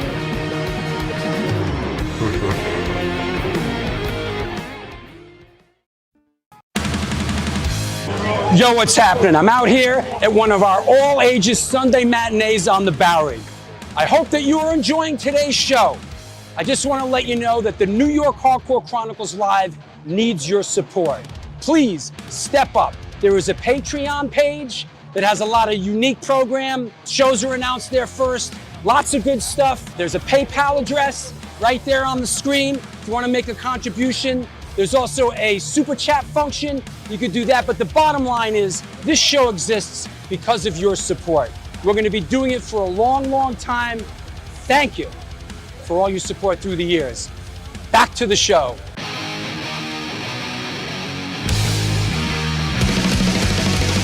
Conditioned by indoctrination, conditioned by society. You're a victim of the digital age, a 21st century casualty. Open your eyes, you're losing control. Open your eyes, put down the phone. Conditioned by misinformation, it's just the media telling us lies. Decipher fiction from the truth, society's slow and tragic demise. Open your eyes, you're losing control. Open your eyes, put down the phone. Everyone's got their... And we're back. The never-ending surprise circus of the New York Hardcore Chronicles Live. Hey, want to mention some upcoming shows. 1 week from today, Dee Dee Verney of Overkill will be on the show, co-hosted by Lori Dawn, whose birthday it is today. It's Lori Dawn's birthday. Wish her a happy birthday. She's up in Albany going to see Biohazard tonight. A week after that, Brian Fair of Shadows Fall. Like I've said, I promise we won't just talk about the Grateful Dead when he's on the show. Joey from DOA with director Scott Crawford and producer Paul Rackman talking about his film, Something Better Change. And Sunday, April 19th, Wayne from Hatebreed. April 22nd, Gary Lucas or Jesse Mallon, trying to sort that out. Curse Mackey, co-hosted by Joe Augustin on Wednesday, April 29th. Yo, Incendiary Device coming on, the new record, New York City. We're going to chop it up and do a breakdown of the record. And then people are very excited about this one from Husker Du and Ultra Bomb, Greg Norton. That said, hey, all this talk about get Rollins on the show. Get Rollins on, get Rollins on. I'd love to see Rollins on here because people always ask him the exact same question. I feel like this show would ask better ones. Well, we've reached out to Henry, and he really doesn't do shows like this and doesn't really want to do it yet. Things could change. So, but we've talked with Henry, and I don't think he really wants to. He doesn't do a lot of shows like this. But here comes our good friend, Larry the Hunter. What's up? What's up, Drew? How are you? Good. Thanks for jumping in. Yeah. Sitting here waiting to see the Bill Stevenson show, so it's not like I got anything to do, you know? Yeah. How's things in Pennsylvania? I'm in Jersey City. Oh, Jersey City. Yeah, right across the river. Why did I think you had a place in Pennsylvania? I have a spot in the northeast corner, yeah. Okay. Yeah. I'm there as much as I can be. Yeah. What's happening? What's exciting? Could you give us some perspective on anything? All right, let's stick with go ahead. You know what I could tell you about is Murphy's Law record is currently those guys were all down at Phil Caivano's house working all weekend at finishing vocal tracks and really getting places, getting it done. So that's really the big news there, which is a cool thing finally for that to be happening. You know, I've talked to Phil Caivano about the record a bunch of times, and you know, he's really been, you know, pushing to get it done for a while now, right? I mean, he's him and well, everybody obviously, but he's one of those studio guys that's just great, patient, knowledgeable, you know, has ears. It's just an awesome dude. Yeah. I'm a fan of Phil Caivano. The guy's a real veteran. Of course, you know, he was in wait, you know what? Let me dig out this. Let me dig out this old. Oh shit! You got to see this. Hold on. Someone just sent this to me. That's great, Paul. Thank you. Oh, you got to see this. Here we go. Ladies and gentlemen, boys and girls, welcome. This is the New York Hardcore Chronicles bonus Earl Liberty episode with special guest Larry the Hunter. That's fucking awesome. There it is. Who sent you that? Listen, that was Paul Stone sent that to me just now. Of course, Paul and Stoney. Yeah, Stoney. Thanks. That's really awesome. Yeah, that's really awesome. You know, I don't get too freaked out when something happens anymore with the show. I'm like, all right, well, whatever. Yeah, I'll put the link in the chat room, and like someone like Earl Liberty and Larry the Hunter will show up. Yeah, I was just listening to all that history, and it was like I would have been watching that show too. That's great. Yeah. Have you seen your Hardcore Legends trading card? I have. Is this a new one? No, it's only recently out, but yeah, I mean, you know, that's cool. I love it. Yeah, and it's pretty cool. That guy does a great job. Yeah, man, we love him. We'll here's the back of it. Here's the back. There you go. Yeah. Wilson's Wacko, Stand Clear, Ghetto Blaster, Inhuman. Option, Devils for Islam, Son of Scam. Ooh, you deserve a medal and a monument for that. Sub-Zero, Faction Zero, Loved and Hated, Murphy's Law, Stigma, Sheer Terror, Kings Never Die. Yeah. You did, boy, you did your time, bro. Yeah, nowadays it's just pretty much Murphy's Law. That's it. Yeah. Kings Never Die ran its course, which is not really any kind of crazy news or whatever, just the way, no hard feelings and just a valiant effort, a lot of work. And people got other stuff to do. Yeah, me and Larry were talking about, we have with the A7 shows, and this is the next one. Of course, we got Rebelmatic coming up, and we're back in the A7, and we're talking about how there's sort of like our family of bands, and of course, Kings Never Die was a part of it, and a lot of others, and it seems like in the last maybe year or 2 or 3 or like a lot of bands like Kings Never Die and Crazy Eddie, Fire is Murder, The Last Stand. A lot of bands from our world have sort of moved on. They're on hiatus. They've broken up. They've got like a big chunk of our pool. It's like, wow, a lot of people move on to other things. A lot happened at once. I think, I think people who don't play don't realize that just how much time it takes. When you're in a band, you're not doing other things, whether that's hanging out with your family or at work late, or helping a friend or fishing or, the things that everybody likes to do. You're not doing any of that stuff. Sure. You're missing it because you're in a room with a bunch of jerks trying to make a cool sound, right? So, I mean, there's only so much time of the day. So, it's hard to do. Yeah. And so, I mean, we deal with it. We do. And as you get older, it gets even tougher.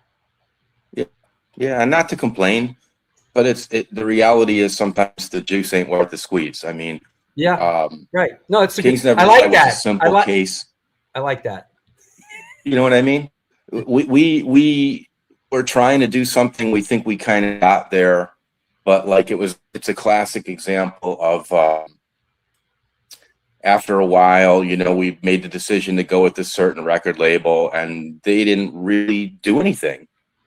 And I don't want to blame. It's not anything like that, but like, it wasn't. It was getting to be like we were going to just have to keep putting in more work and more time and more money, and that's just silly. Everybody else had other bands to do. Yeah. Dan he's not in Dog Eat Dog, but he's occasionally got things to go back to do them with. I think there's going to be a Mucky Pup reunion coming up. I saw that. Yeah. And you of course, I saw you on stage at Madison Square Garden, right? Or no, was that Prudential? Where did I see Murphy's Law? Oh yeah. Prudential, the Misfits show. Yeah. I mean, that's cool. Still one of my great. I was cheering you on, man. That was great. I'm still, however long ago that was, like, I'm still on a high from that. That was neat. That was really something. That's exciting. Tuning into the Bill Stevenson show, the Descendents were I'm sort of, I don't want to say I'm surprised, because I know you're a lover of all kinds of music and different genres, but the Descendents are a band you love? Absolutely. The Descendents were one of these bands that I never got into growing up. Right. I'm not like a completist. I don't have every record like Mike Scandato or one of those guys that I don't have every. And I distinctly remember, like everybody in the 80s and 90s getting like Maximum Rock and Roll and Flip Side and always seeing Descendents ads and all that. And it just wasn't one of the things that me coming from my Leonard Skinner, Molly Hatchet, whatever else kind of growing up, and then into like Maiden and Metallica and all that, Sabbath. I just never really got into it. And when I was in college, I finished college at FIT in Manhattan. And my roommate was a guy, he's a photographer now. He's a really well-known photographer named Jason Nacito. And he was a Long Island kid that was like a youth crew kid. And he had a great record collection of tons of stuff. And he had all the Descendants and all. And through him, I was like, I never heard it. He's like, you never heard it? And we listened to it. And then I became, enthralled like the rest of us. And absolutely love it. I've seen him a number of times. I've seen all. Total favorites. Great. Did you see, did you ever see All with Dave Smalley? No, I didn't. I didn't see All until like Percolator. Scott, I'm forgetting his name. Scott something, little guy. Yeah. Yeah, I mean, I'm kind of like late to the game, so I didn't really get to see them until like later on. Same thing with the Descendents. I didn't see them back in the day because I wasn't hip to them. Yeah, it was interesting because I knew Dave Smalley, 1981, when we were in Boston. He was part of our little crew, and that sort of ended. People went their own ways. Then Dave turns up in Dag Nasty, and then Dave turns up in All. It was like, what? Dave has a great voice. Dave was great. So it was great to see Dave getting out there. But the record we were going to talk about today, I Don't Want to Grow Up, is a freaking great record, man. Yep. Yeah, that stuff is all. I'm one of the people that said they invented pop punk. I don't know. I think what that means is like help invent what current day pop punk means. I mean, you could go back to so many other things like Dave Edmunds and different things that were kind of getting towards pop punk. But I think when you say pop punk, you mean like California, right? Yeah. That sort of era stuff, 90s and whatever. Yeah. I think for sure has to come from the Descendents. And I do have to say, although there was a lot of this record when it came out was on my radar screen, and I listened to it a lot. This record, awesome. Yeah, it was someone turned me on to it, and we really loved this record. And so when it came out, I was on this. I was all about it. This was a great record. They were great, really. So. And I sort of faded after that, but I actually, when it came out, had this record and loved this record. So I felt somewhat connected to the guest and to the show, which was focusing on that record today. But we'll get it. We'll get him back. He had some scheduling stuff. How about a couple questions? Sure. I saw Cheap Trick the other night, by the way. Did you? Where was that? Yeah, and at Starland. I brought my daughter down to see him. Oh, wow. How was that? They looked tired. I mean, they were great. Those songs are so good that doesn't really matter. And Christ, they're doing it 50 years. Yeah. And they're probably in their late 70s. So I'm not trying to. It's reasonable to be tired, but I mean, Rick Nielsen, dude, was like three of them now. It's really three of them, right? It's three of them, and his son is playing drums. Three of them, right? Yeah, it's the three of them, and his Rick's son plays bass, but I mean drums, but has been playing drums for like over 20 years for them. Yeah, he's great. Like that. He's good. And they have another guy playing rhythm guitar on the far side. I don't know who that was. I feel to a certain extent like it's a celebration of the music, and I'll go see Molly Hatchet with no original members. I'll go see Leonard Skinner with no original members. I'm not hung up on that. To me, I won't go as far as seeing Foreigner, but to me, it's a celebration of the music, and I love the music. So I'm not like, there's no like. I can accept it. I love those songs. I love that music. It's a celebration of the music. I think 75% of the people in the audience have no idea who was in the band anyway. They are there for the music. Yeah, I mean, and they're one of those bands they have timeless songs. Yeah. And a whole bunch of them. So it was cool. It was great to be there. Yeah. Yep. I saw them one time. It was like, I'm going to say like, not a long time ago or anything. Well, a long time ago now, but probably 2005 or 6, somewhere around there. They played a private show at CB's right when it had turned to John Varvatos. Is that right? And it was like an invite-only thing. And somebody I knew had 2 tickets. And, we went over there, and it was full of old, like, I don't know, I guess they're friends of Varvatos, something like that. It wasn't people that would normally have been going to CB's at all. And it was packed. And I remember I was with this buddy of mine who's now passed away who had the tickets. And it was like, I said, dude, just get behind me.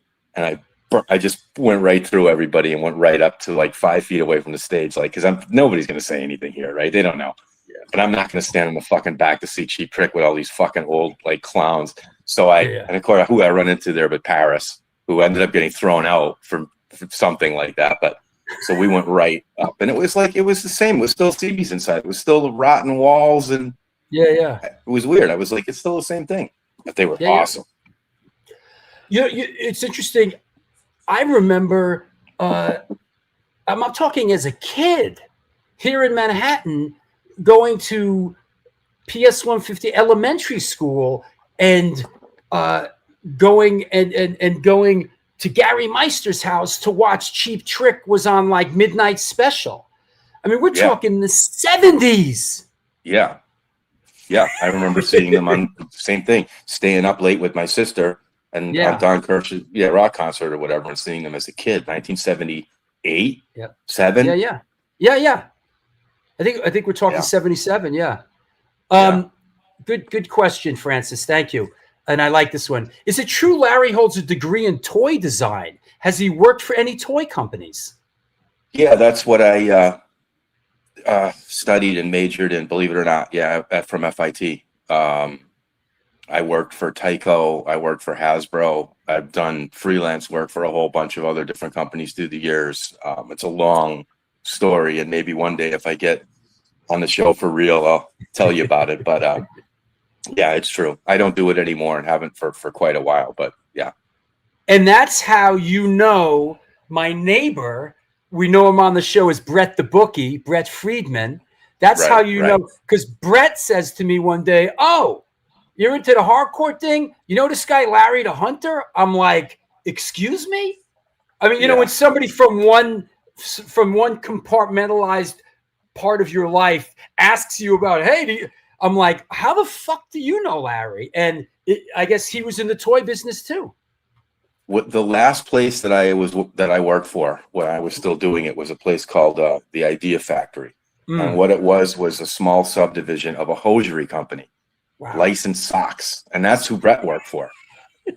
So every sock that you saw that had like Mickey Mouse or Teenage Mutant Ninja Turtles, any kind of licensed kids socks, that's it was High Point Knitting. That's what Brett came from.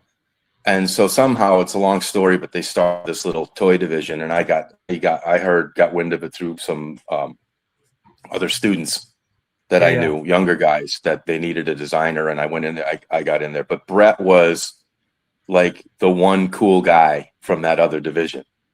Right. You know, a really great guy. I mean, you know, Brett was really, really good dude. So and strangely enough, when I finally lost my job there, which is again a long story. I was there for 4 years, and it was a weird. I'll tell you, it's a great story, but it's too much for now. Okay.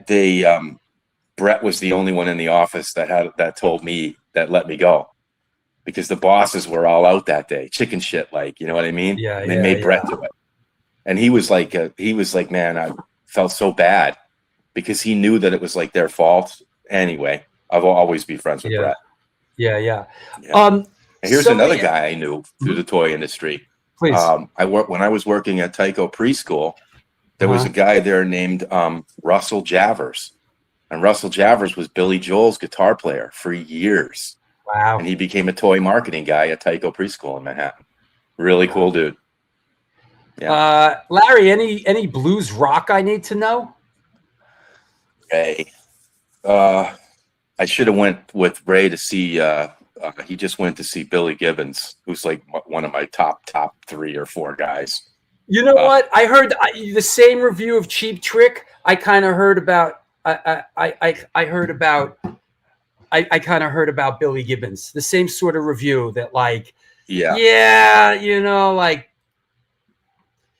kind of just. I mean, those guys just. I mean, they're in their 70s, right?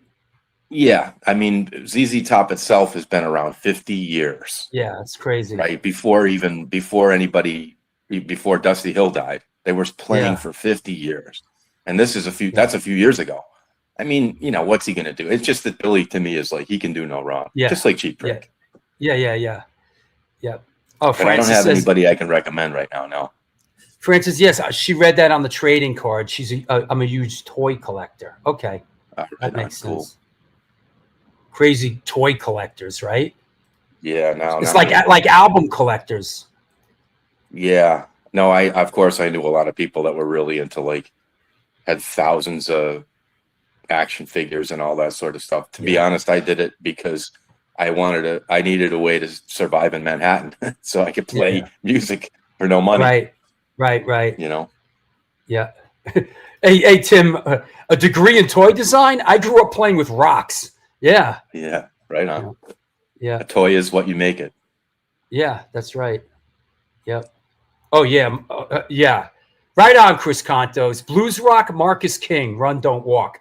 Did you see Marcus King was just doing great. that? He was just doing that Marshall Tucker Band thing. Yeah. I've never seen him except on YouTube, but man, that dude it's in his blood. Yeah, he was just doing that Marshall Tucker Band. Yeah. I've seen the Marshall Tucker Band. I saw the Marshall Tucker Band with Toy Caldwell still alive. Is that right? Yeah, years and years ago. So up in Pennsylvania where I grew up. All right, here's one for you. This is from my stub collection. Get a load of this. November 9th, 1978 at Madison Square Garden. The Marshall Tucker Band. Right on. This is like growing up in the city. And I always thought this is when like the peak of Southern rock. We saw Marshall Tucker Band at Madison Square Garden. Yep. Right. 950. 950. Right? And then 950. And then like I think a couple months later, we saw the Outlaws and Molly Hatchet. Woo. I saw the Marshall Tucker Band with the Outlaws, with Foghat, Blue Cheer. It was some kind of weird revival tour in, I'm going to say, 89 or 90, something like that. Yeah. Florida Guitar Army, the Outlaws. Love them. Oh, here's the other stub. Get a load of this one. Outlaws, Molly Hatchet. Oh, this is 1 year later, November 29th, 1979 at Madison Square. And these are the old Madison Square Garden stubs where everything was kind of color coordinated, right? Wow. Yeah. Oh, went up a buck. It went up a buck. Outlaws, Molly Hatchet. Yeah. Wow. Yeah. I've never actually seen Molly Hatchet. I don't know if they're still playing. I know for a while they were playing. So. They're like one of those bands with no original members for a while. Yeah. I can't do it if it's not the right singer, it's tough for me. Oh yeah. You know? Yeah. But there's a lot of bands. I mean, I'll put it this way. I don't begrudge them for doing it. I get it. Yeah. It's what you do. Right. Sure. But I'm not going to spend $150 to go see somebody else sing for Ronnie Van Zant, you know, even if it is his brother. Yeah. Hey, to everybody does it, you know, for each their own, you know. I would if I was loaded. Yeah.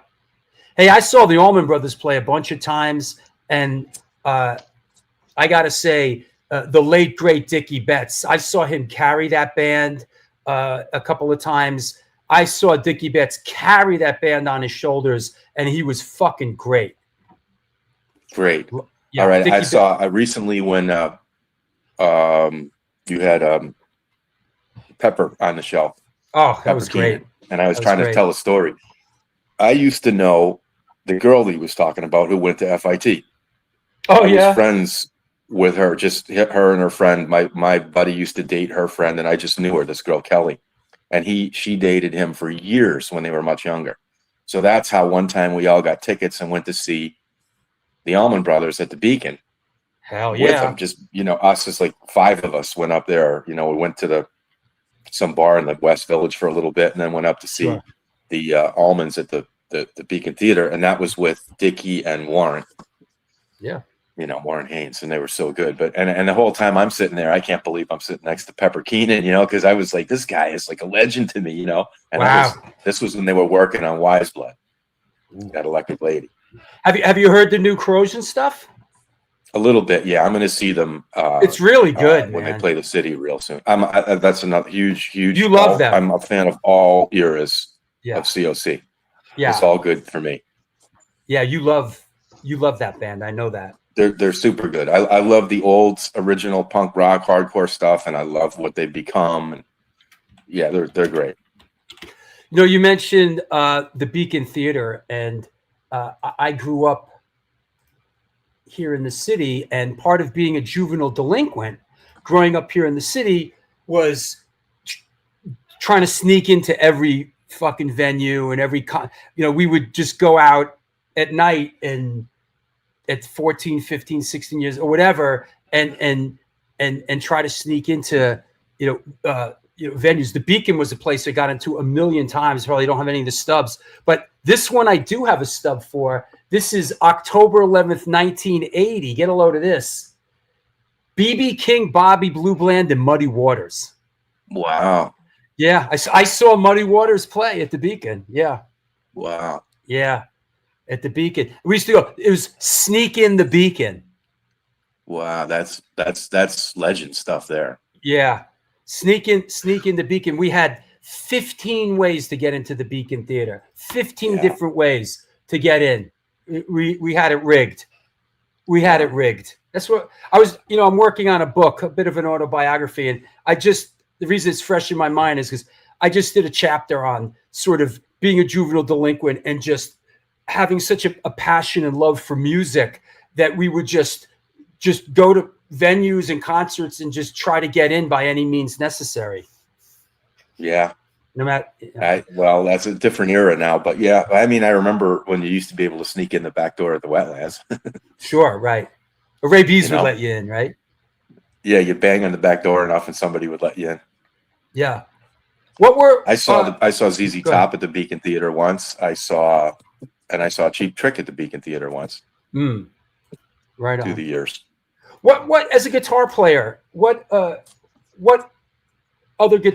guitar players really spoke to you as a young person when you were first picking up the guitar?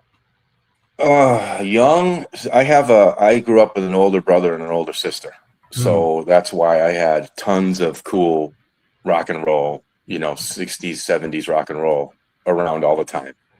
I remember, my sister used to buy Circus and Cream, so I was always looking at obviously Jimmy Page, Ted Nugent, despite his comical politics these days, back when he didn't used to talk about that shit. So my sister was into Zeppelin, Alice Cooper, the Ramones, even a little bit. Peter Frampton, David Bowie, and my brother and his friends were into Skinner, the Outlaws, Neil Young, the Eagles. So I kind of picked and choose just all of that whole thing. But yeah, guitar players for me, certainly, I've just always loved Joe Walsh. I've always loved Billy Gibbons. Leslie West, interesting. You're mentioning all guys that played Les Pauls. Yeah. I mean, that was what I wanted, and that's what I saved up for, and that was my first guitar. Yeah, was a Les Paul. Had to be. Joe Walsh was fantastic player, fantastic slide player. I always loved. I saw Joe Walsh a bunch of times solo. Fantastic player, man. Fantastic. I saw Joe Walsh one time again in the late 80s or early 90s in a small theater in Pennsylvania when he was at his drunkest worst, but never missed a note. Flawless on stage. I mean, looked like a wreck, but never missed a note. Here's a couple funny things about this show that stick in my mind. One of them, during the middle of the show and they're playing some long song, he walks off stage and he comes back with a trombone, I think, and he comes up to the microphone and he plays this slow, goofy solo. Played it right, but just real simple, wah, wah, wah, wah, wah, wah. And he goes, I always wanted to do that. And then just walks off stage and puts the horn down. And the other thing that was weird about that show was he had a stand-up comic open for him. And this guy comes out and immediately starts bombing. Just bombs. And I'm there with my brother. And I remember people are starting to giggle and it's oddly quiet. He's not getting a laugh. And then he tells another joke and it bombs and people are giggling and laughing. The guy's sweating. And he lights a cigarette and people start booing and hissing. And he goes, he was getting mad. Fuck you. I'm not getting off this stage and people were going, boo. And then finally he left. And I thought, I wonder if that was the gag or did that guy just bomb that bad? He's got to be on the tour. It was the weirdest thing. I never saw any kind of opening act like that, but I'll never forget it. I saw Joe Walsh play the Ritz, and it was this late night show, right when he was at his sort of the biggest mess. And he comes out super late, obviously gacked out of his mind. Like he was like, and he comes out with the theme from the Warriors, dun, dun, dun, and it was fun. And it was fucking great. Those Joe Walsh shows back then were just a party. You would just go see Joe Walsh, and it was just a party. It was just he got drunk, but it lasted 35 years. Yeah. Kind of great that he sort of pulled his head out of his ass for the Eagles' resurgence. Kind of great. Well, it's great for people who are questioning whether they can do that or not. Because if somebody like that who not only was a drunk and a drug addict, but had tons of money and access to it, and he could stop. So that's hope, right? And of course, before they threw Don Felder out of the band. So yeah. I'm a bit of a Don Felder fan. I like Don Felder. I like the Eagles. Yeah, that's a guilty pleasure for me. Yeah. Any other guilty pleasures? What's Larry the Hunter listen to musically that we might be like, oh wow? I don't know. I mean, I don't look at it that way. I know you guys love bagging on Billy Joel. I like old Billy Joel. But again, I grew up. It's different when you grow up with something. You know what I'm saying? Like I can remember being a kid one time and saying something about Kiss because I grew up really liking Kiss. Right. And I remember this older, like teenager, like 18 or 19, was like, Kiss, they suck, man. It's not like, and he said something about like the New York Dolls, which I had no idea what he was talking about at the time. Sure. But I remember thinking, they don't suck. They're amazing. You know what I mean? But again, it's all time and place. I like Billy Joel because when I was a little kid, my brother and sister and their cool friends were playing it in their Camaros and shit. It seemed cool to me, I like the Eagles, same reason. Not the later stuff, but all the 70s stuff. Guilty pleasure. Yeah. Go on.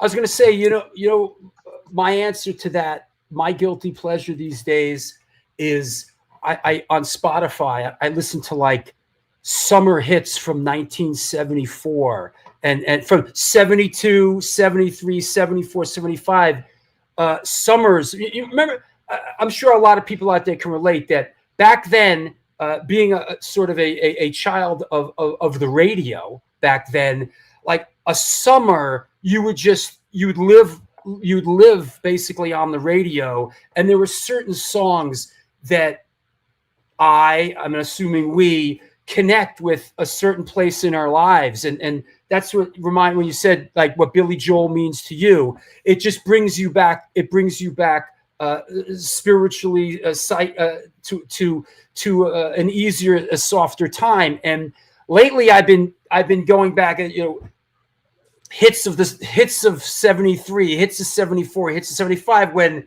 I was out in Fire Island, spending the summer in Fire Island as a very young teenager, the whole summer out there in the game room playing pinball, and this kind of stuff is what these kind of songs, Ozark Mountain Daredevils, Jackie Blue, the night that the lights went out in Georgia, all that, and I listen to that stuff, and it transports me to a really, really special place, man. Yeah, and it's enjoyable. That nostalgia is so much fun. Like I remember if I hear Cheeseburger in Paradise, I can picture myself being in my driveway in the back of my house, my dad washing the car with a hose, a little radio playing that. I could smell the fucking hose water. Yeah. And I'm not really a big Buffett head or anything, but it works. Same thing with Oh What a Night. I remember that song What a on Night. the radio. You know what I mean? And my brother saying, wow, that's really cool. And I'm thinking, that Late is cool. September back in C. Yeah. All that stuff, nostalgia man. is a great, like, nostalgia is a drug that has no side effects, So interesting side note. I mentioned Fire Island, right?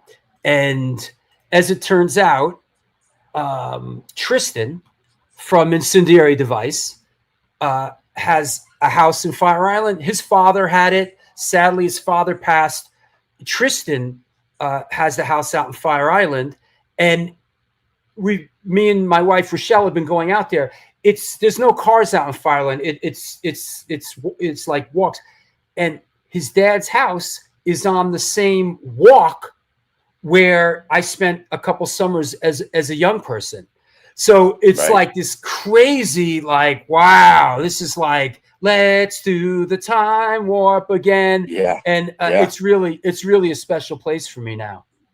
Yeah. Yeah. Those summers seem to last forever. And yeah. Yeah. Yeah, for sure. Jerry Rafferty and let's take a couple more questions.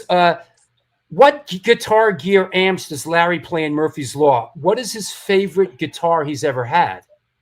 I use mostly a Boogie, an older 2-channel dual rectifier head. Used to use Marshalls all the time. I still have old Marshalls. I'd probably rather use a Marshall for it. It seems more appropriate. I don't have my Boogie is a really nice warm one. I don't make it real metally sounding or whatever. It's kind of a Marshall tone. And what is the favorite guitar he's ever had? I mean, I'm mostly a Les Paul guy, I guess, or a Gibson guy. Although I do have something called my favorite guitar is probably this thing I have called a Black Machine, which is a weird. It's a one guy making them at this place out of his house in London.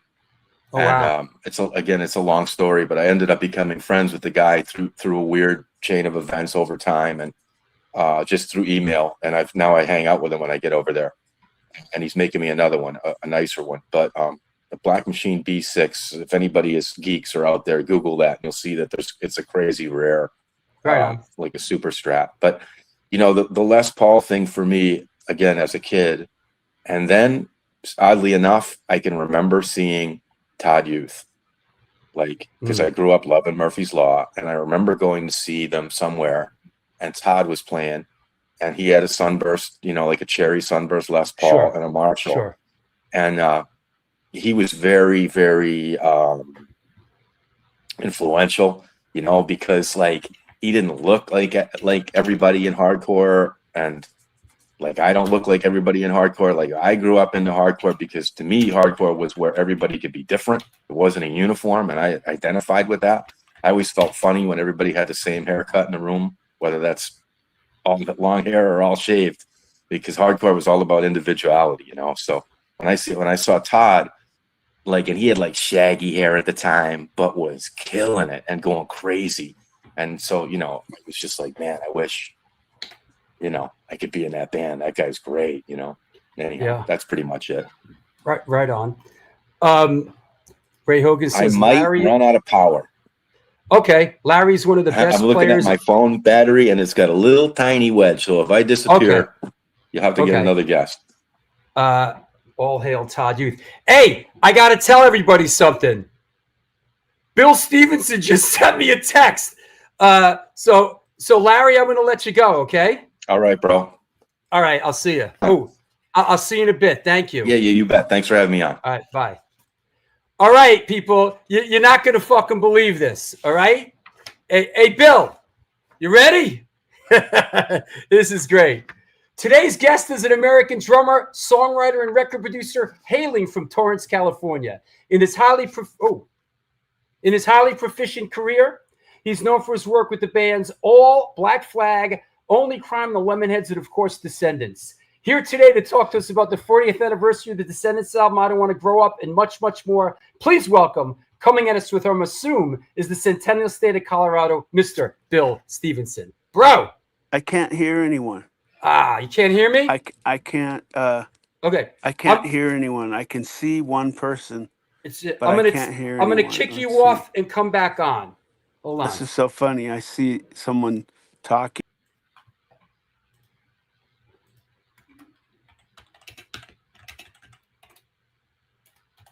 All right. Okay. We'll see how this goes. He's going to sign back on. Bill Stevenson's on the way, kids. 2 hours into it. Yeah. Hold on. Yeah.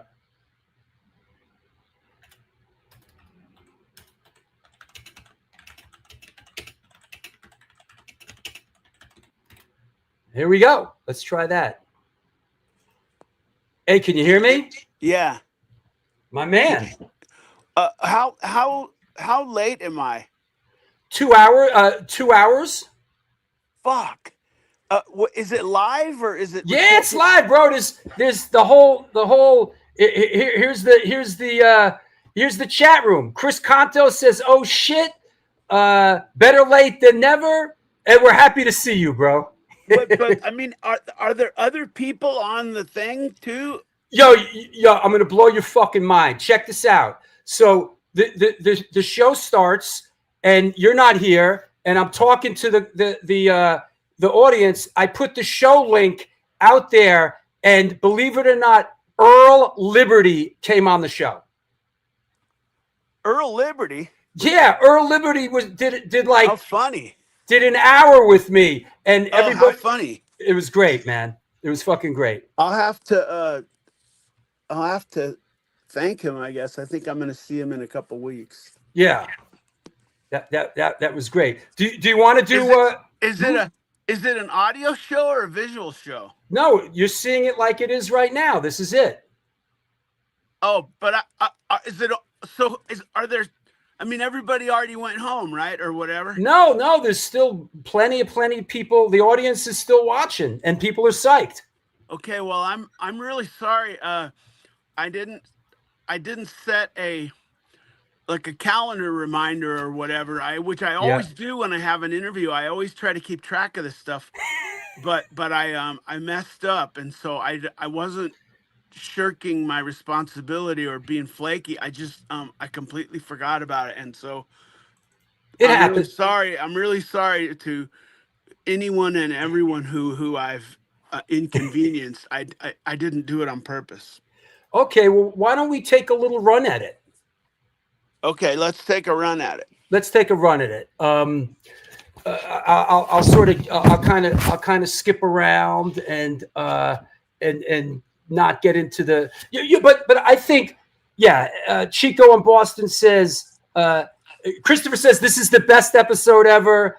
Chico says hello, Bill, we're watching. So everybody's on board. So let me just set the table real quick, and we'll bounce the ball back and forth. We'll bounce the ball back and forth a little bit. But let me just set the table with this. How did you come up? Did you grow up in a musical household? How did music come into your life? I think I've just always enjoyed it. I mean, like, loved it. I remember being a toddler and going in the kitchen and sitting down on the kitchen floor and then going, underneath the stove. What was a lot of times where people put their pots and pans, underneath the stove. Yeah. And I would get all the pots and pans out and turn them upside down and put them on the kitchen floor. And then I could reach up to that other drawer and get the spatulas and ladles and stirring things and fucking whisks and whatever the hell else is in that drawer and use those as drumsticks.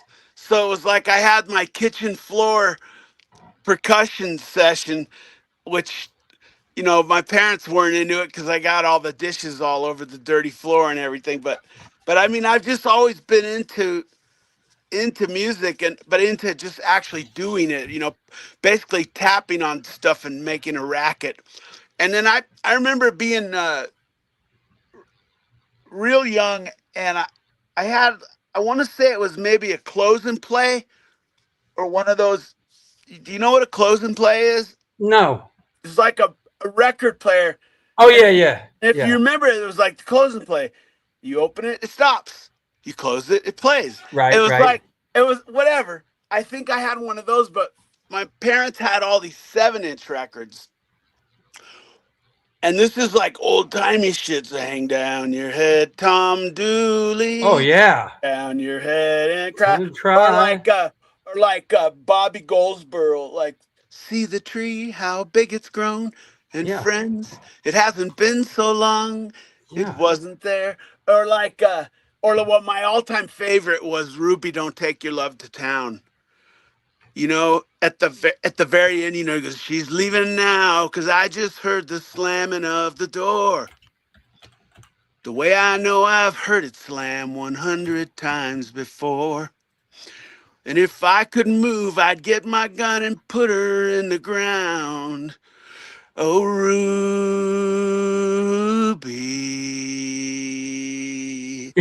don't take your love to town. Hey, you know what I just looked up? And that's about songs about like a war vet that came back paralyzed, you know, and he's laying in his bed and he can hear his wife primping herself up and getting ready to go out, and there isn't a damn thing he can do about it. He's just laying in his bed. So it's a very sad song, and I think Ruby, Don't Take Your Love to Town was a big deal for me because I think it kind of affected a lot of how I write songs a lot of the time. Yeah. Oh, wow. Yeah. You know, I just looked it up. There's 3 versions of it. There's 3 versions of it that he recorded it 3 different times, and each time he re-recorded it, it got shittier and shittier. So you have to get the real old one, the like 1968 or something, like really old one. That's the good one. It's Kenny Rogers. Yeah. What was Kenny Rogers' first band? First Edition was it called? What was? Yeah, I think you're right. Yeah, I think it was. Hey, I just looked it up. You and I are born 3 months apart. So we kind of grew up in the same. We were just talking about radio and how radio was such a big part. Oh, you mean actual 3 months, like to the year? Yes. Oh, okay. Yeah. So I was just talking before about like when you grew up in New York? Yeah, New York City. Yeah. Where? In the Bronx. I was born in Queens, and I grew up in Manhattan in the Bronx. Okay. Yeah. Yeah. Yeah, I grew up in Hermosa Beach. Yeah. And as we're kind of skipping around, is it true that you worked for Keith Morris's father on a fishing boat? Oh, well, close. So I met the South Bay punk scene. I think the roots go back to that the fishing tackle store, Bait and Tackle. I met Keith when I was maybe 7, 8. I would be going into that tackle store to buy maybe hooks or sinkers or swivels or bait, frozen bait, maybe fishing line, whatever. And I met Keith then. And then years later, I started building fishing rods for the tackle shop. Wow. And so I was kind of more of a contractor. I would build fishing rods and then sell them to Keith's dad to his tackle shop. And then later on after that, I ended up working in the tackle shop a little bit because they had some apparatus in there that made building the rods a lot quicker. So then for a few years, Keith and I were in that back room working together, and he would be using the shrink wrap machine to shrink wrap packages of hooks or sinkers or lures or swivels. You shrink wrap them on these big sheets of paper, like cardstock, and then he'd slice them up with the paper cutter so they're this big, and then punch holes in them and then go put them out on the rack for people to buy. So and then I would be finishing the fishing rods, putting the sort of lacquer on them, putting the lacquer on the thread work. And I had this apparatus back there that held 12 fishing rods. So I'd come in and I'd get on the ladder and I'd start at the top and I'd start doing the resining. And that would take me a couple hours to get all the way down to the bottom. So Keith and I, we would just sit back there and play music really loud. And Keith really showed me a lot of stuff bands, and I mean not even punk bands, because it was kind of before there was punk. Yeah. So even bands like even something like the Stooges, or even before that, even like the Seeds or the Kinks, Sure. or the the Trogs, or things that Oh, were, yeah. or the I can't even recall them all. But so Keith really showed me the way to like a lot of really good guitar music, like rock and roll, punk rock, whatever you want to call it. So that's kind of the South Bay fishing story. The boat part of it ties in is that I for many years, for most of my life, I had a boat there in the harbor, and I was mainly fishing for fun. Mhm. But at a certain point, I started fishing commercially, and so I spent an awful lot of time in the water and stuff. Yeah. Descendants have a couple songs that kind of address that. Yeah. We have Mr. Bass, Mr. Bass, right? and Mr. Bass and Catalina are kind of about the same trip, where we got over there, me and Frank and Pat, and then the motor broke and we were kind of stuck over there for a while. But we were getting great fish, and we were just sleeping on the ground on Catalina Island. And yeah. And then the other song, Explorador, which is a song by the band All. Explorador, that's about my close friend Pat, who his boat sunk in a storm out there, and he died. Wow. And so we have Earl Liberty mentioned that just before. Yeah. So we actually have three songs. Hey, look at all our guitars. Wow. See the Are you at the studio? They're mine and my sons. They're mostly my sons. Well, there's my drums. Wait, where are they? Yeah. There they are. There's my drums. See, wait, how do you do it? I'm so bad. I'm so bad with what if I do it like that? There you go. That's it. Yeah. And then here's the and then here's the little recording area. It's not actually a console. It's weird. Consoles are kind of going the way of the Buffalo. People aren't using consoles as much. Everything's kind of modular, or you just do it in the computer. It's strange. But no, I'm not at the blasting room. I'm just in my basement of my house. Okay. So this is my little hey, that'll be fun. I'll give you a little quick nickel tour of it. Sure. I don't know how to turn I don't know how to turn my camera around, do I? How do I turn my camera around? I don't know. Just turn it around. Well, no, but then I can't see what it's seeing. Yeah. Oh, right. I can't. Okay, well, I'll fake it. Okay. Yep. So here I go. Let's see here. Okay, so here we're coming into the little room here. This is our little practice room. So that wall has all the guitars on it there. And then we come around the corner here, and there's just a couch. Usually that's just my little dachshund, my little wiener dog stays on that couch. His name's Slinky. And then we come in, and there's some guitar amps. Where's the guitar amps? There's a couple guitar amps. And then there's the little recording area. And then we come around, and then there's my drum set there. See, then we go back out. It's really just Descendents' practice room. But are you in Colorado? Fair, are you in Colorado? Yeah, but to be fair, I mix a lot of records in this room, like where I just showed you. I mix a lot of records in here. Yeah. Hey, let me ask you. You mentioned Keith. How did you first? What do you mean? You mentioned Keith. I mentioned Keith, right? Did you see him when he was in Panic before they were Black Flag? Like I said, I've known him since I was 7. Yeah, right. Yes. I mean, yeah. I remember when they were starting Panic. Yeah. Wow. Incredible. I got to tell you, as we're skipping around, I got to mention something. Hold on. This is a good one. Hold on. Let me just get this. I saw the first show I saw the first show. Can you hear me? Yep.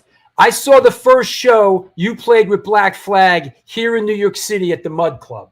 You were at the Mud Club show? I was there, man. 1981.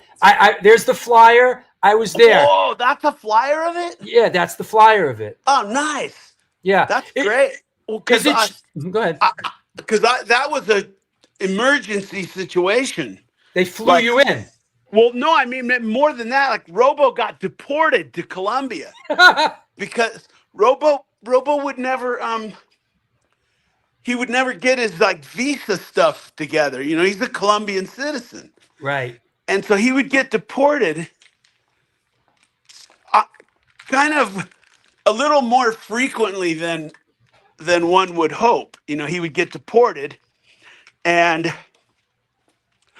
so this time they were in the middle of a tour because the tour involved England and the U.S. So when they came back into the U.S. from England, you know, like they wouldn't let Robo back in. So those guys called me.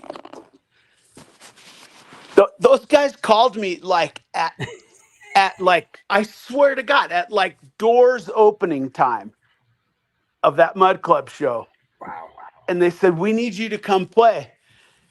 I'm like, I'm 18. I'm in high school. Like, I got to ask my dad. You know? so I did. They got me a flight and I flew out there and like we drove straight to the Mud Club and I played. No sound check, no practice, no nothing. I had never practiced with them. It was an emergency. So however bad it was, like I don't want to be blamed for that so much. You know what I remember about that night? I remember you guys played really, really, really late. It was really fucking late. And I remember it was incredible. I mean, I enjoyed it. I remember I messed up TV Party really badly because that was kind of a newer song and I didn't know it as well. And it wasn't one of my favorites. And so I messed it up pretty badly. And I think we actually stopped and just sung it a cappella or something. But if you were there, you might remember that. Yeah, I remember it being an incredible show, but I remember it being. But I think the rest of the show went really well. It was awesome, man. It was fucking killer. It was great. You know what? Let's jump to sort of the reason that what's bringing us here today. Could you give us some perspective on I Don't Want to Grow Up as we're looking at the 40th anniversary? Has it aged well for you? Any memories? Any perspective you could give us on it? I think it's aged pretty well. Meaning I have the same feelings about it now that I did, say, 2 or 3 years after it came out, which is I think it's got quite a few of our best songs on it. But I think the sound of it is pretty poor.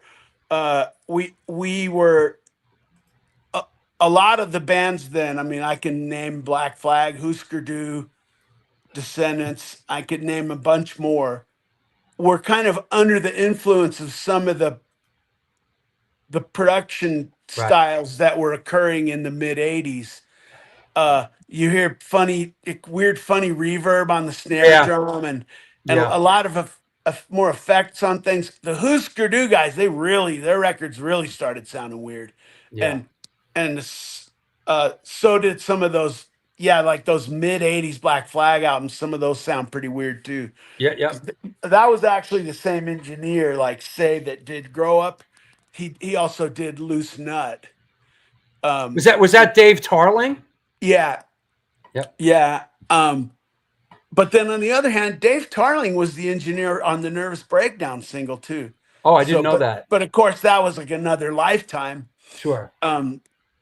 So like Grow Up is one where I wish it sounded a little more natural, just kind of, I wish it just kind of sounded more how we sound live.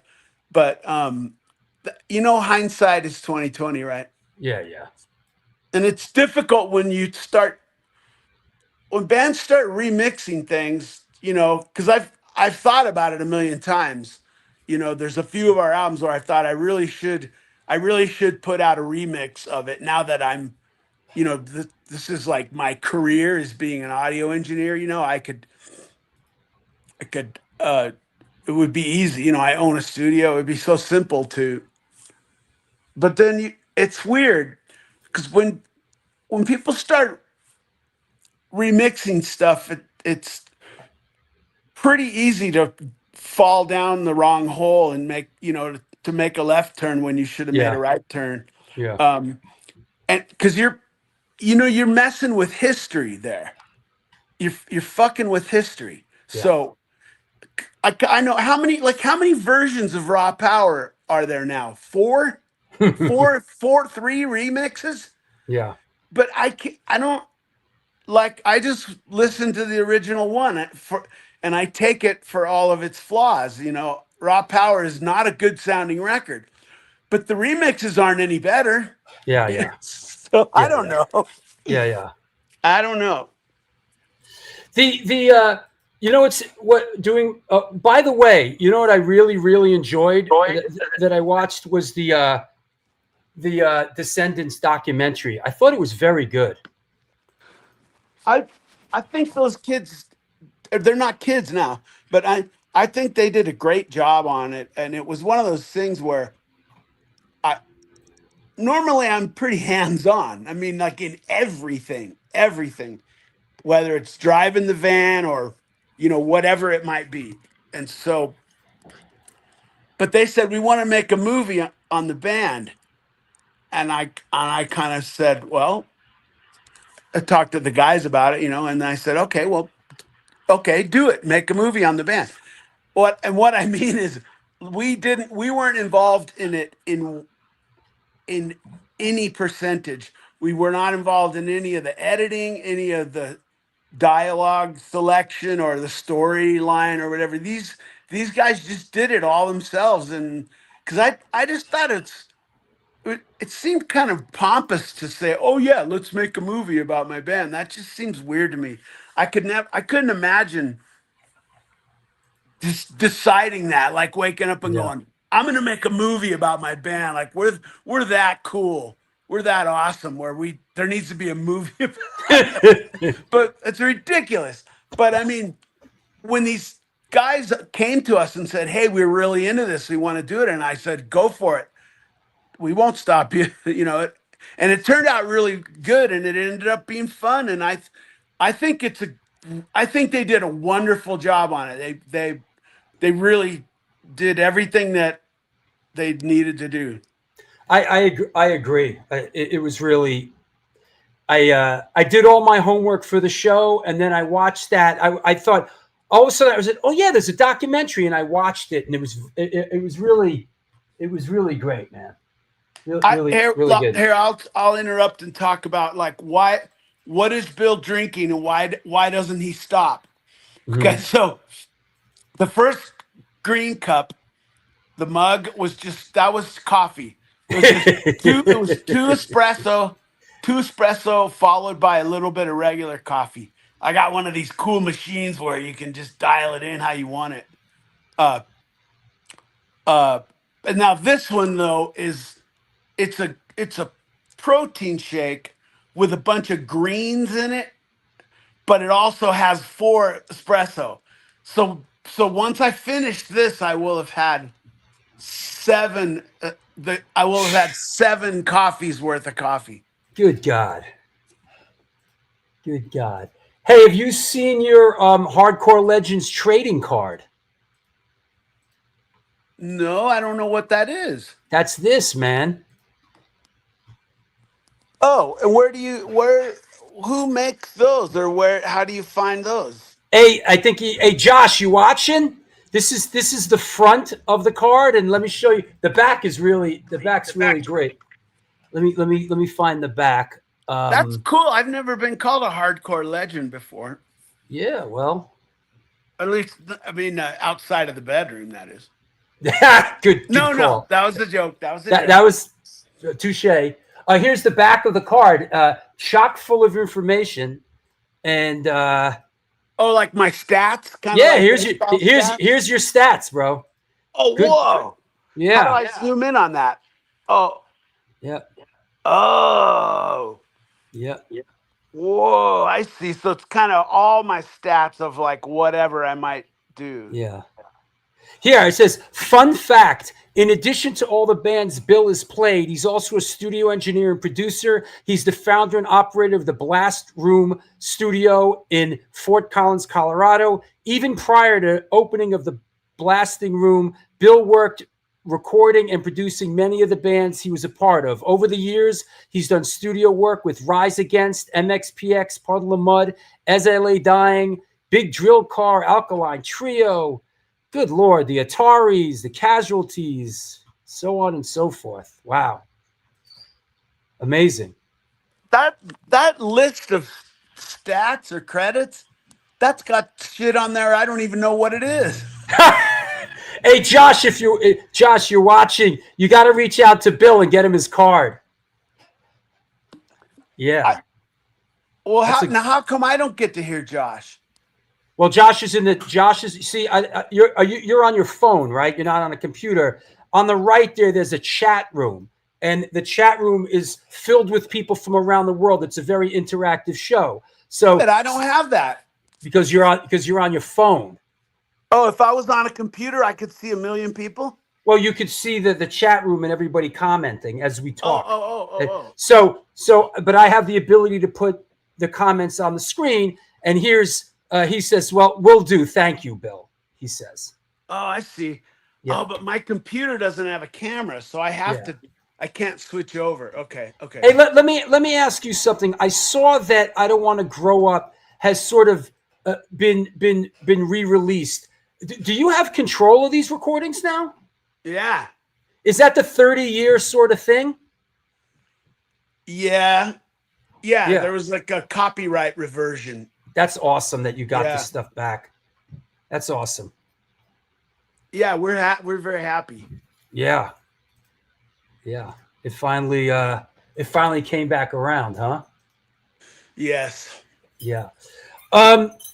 Let's see. I'm glad you made it, but we could kind of head down the home stretch a little bit here.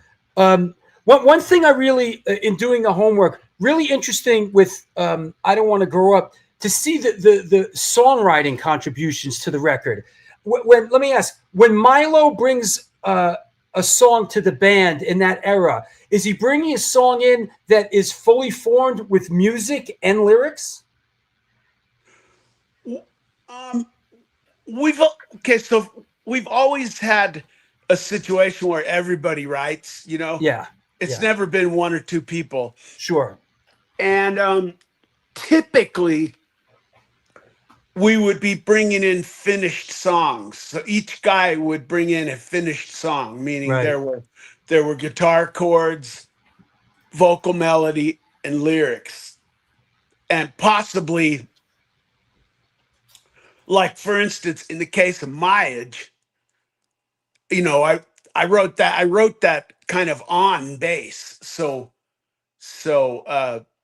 it's got the bass, the guitar, the vocals, the lyrics, everything. I kind of had it all worked out ahead of time. But in some songs, people might bring them in a more skeletal form. Mm-hmm. And so, but yeah, so let's say with, let's see, what's one that Milo wrote? My World? Completely. Yeah, My World? He came in with chords, lyrics, and melody. All of it done. Like he could play that on an acoustic guitar at the coffee shop as a complete thought. Yeah. Yeah. That's usually how we would bring him in. Yeah. Yeah. But I mean that in ideal circumstances, we'd leave room for the other band members to kind of put their mark on it, to kind of contribute their ideas to it. Yeah. Yeah. Jeff Bronx says, "Hey, Bill, just saying your band is truly amazing, and I saw you live so many times. Never been let down. You guys kick ass." Well, that's very kind. I mean, it makes me feel good to hear that, because we're trying really hard to still be a great band and not just a these bands that are just around forever, but when you go see them, they really don't play very well anymore. Sure. We're trying to not do that. We work really, really hard to not be shitty. Yeah. And it doesn't get easier when you get older. It gets harder. 100%. We've always practiced basically 5 days a week or 6 days a week, when we have an upcoming tour. And that's still what we do.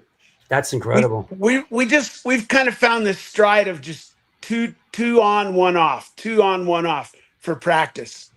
And so when we have a tour coming, we'll do that 2 on, 1 off thing for like a month before the tour.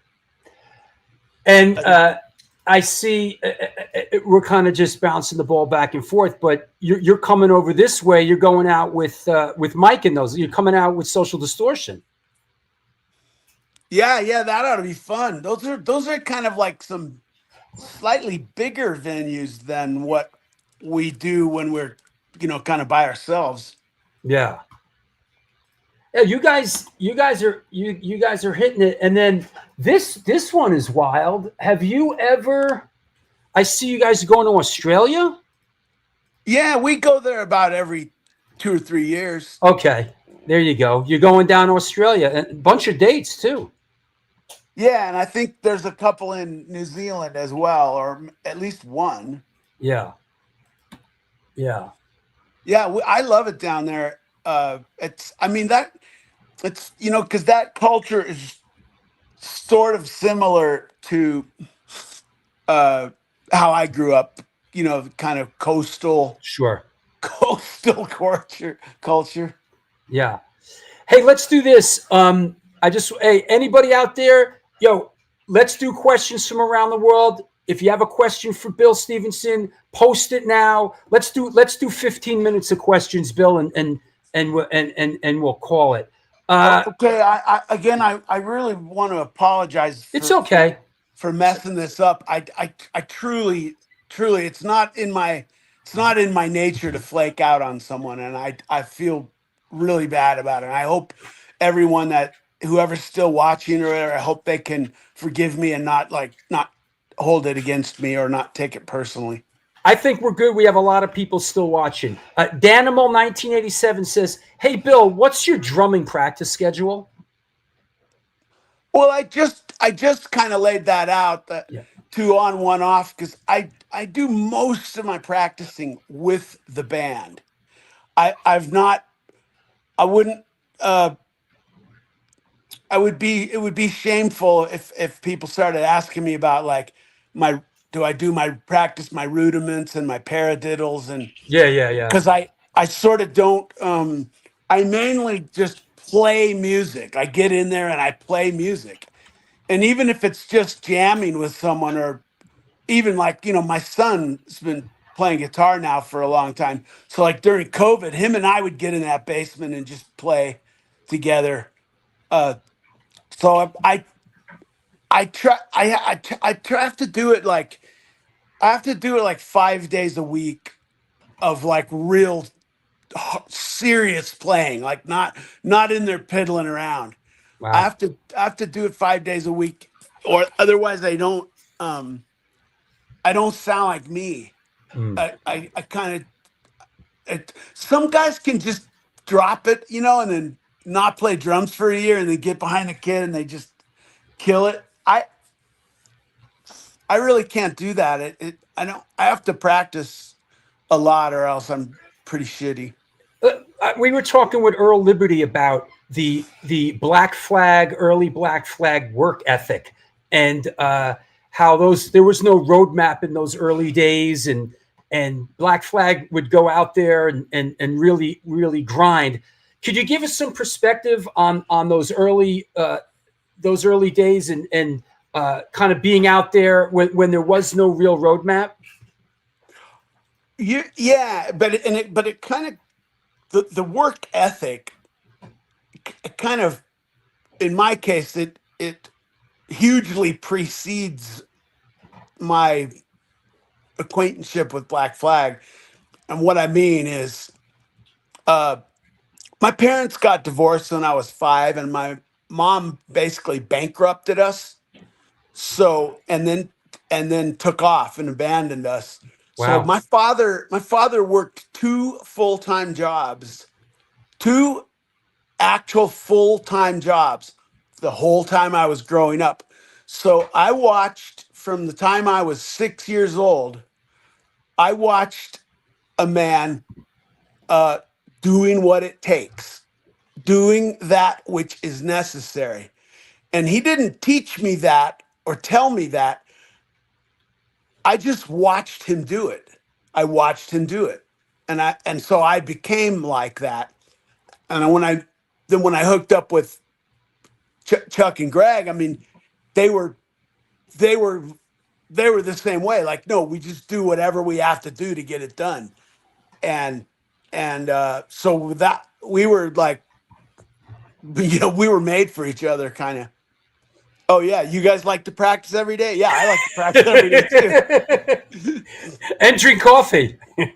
Or building like weird little lofts in the van so people could sleep, or building I don't know, we'd build a lot of our own shit. Or like if the van needed to be worked on, he'd crawl under there, but he'd crawl under the van and fix it. Like we just whatever it was we had to do, we did it.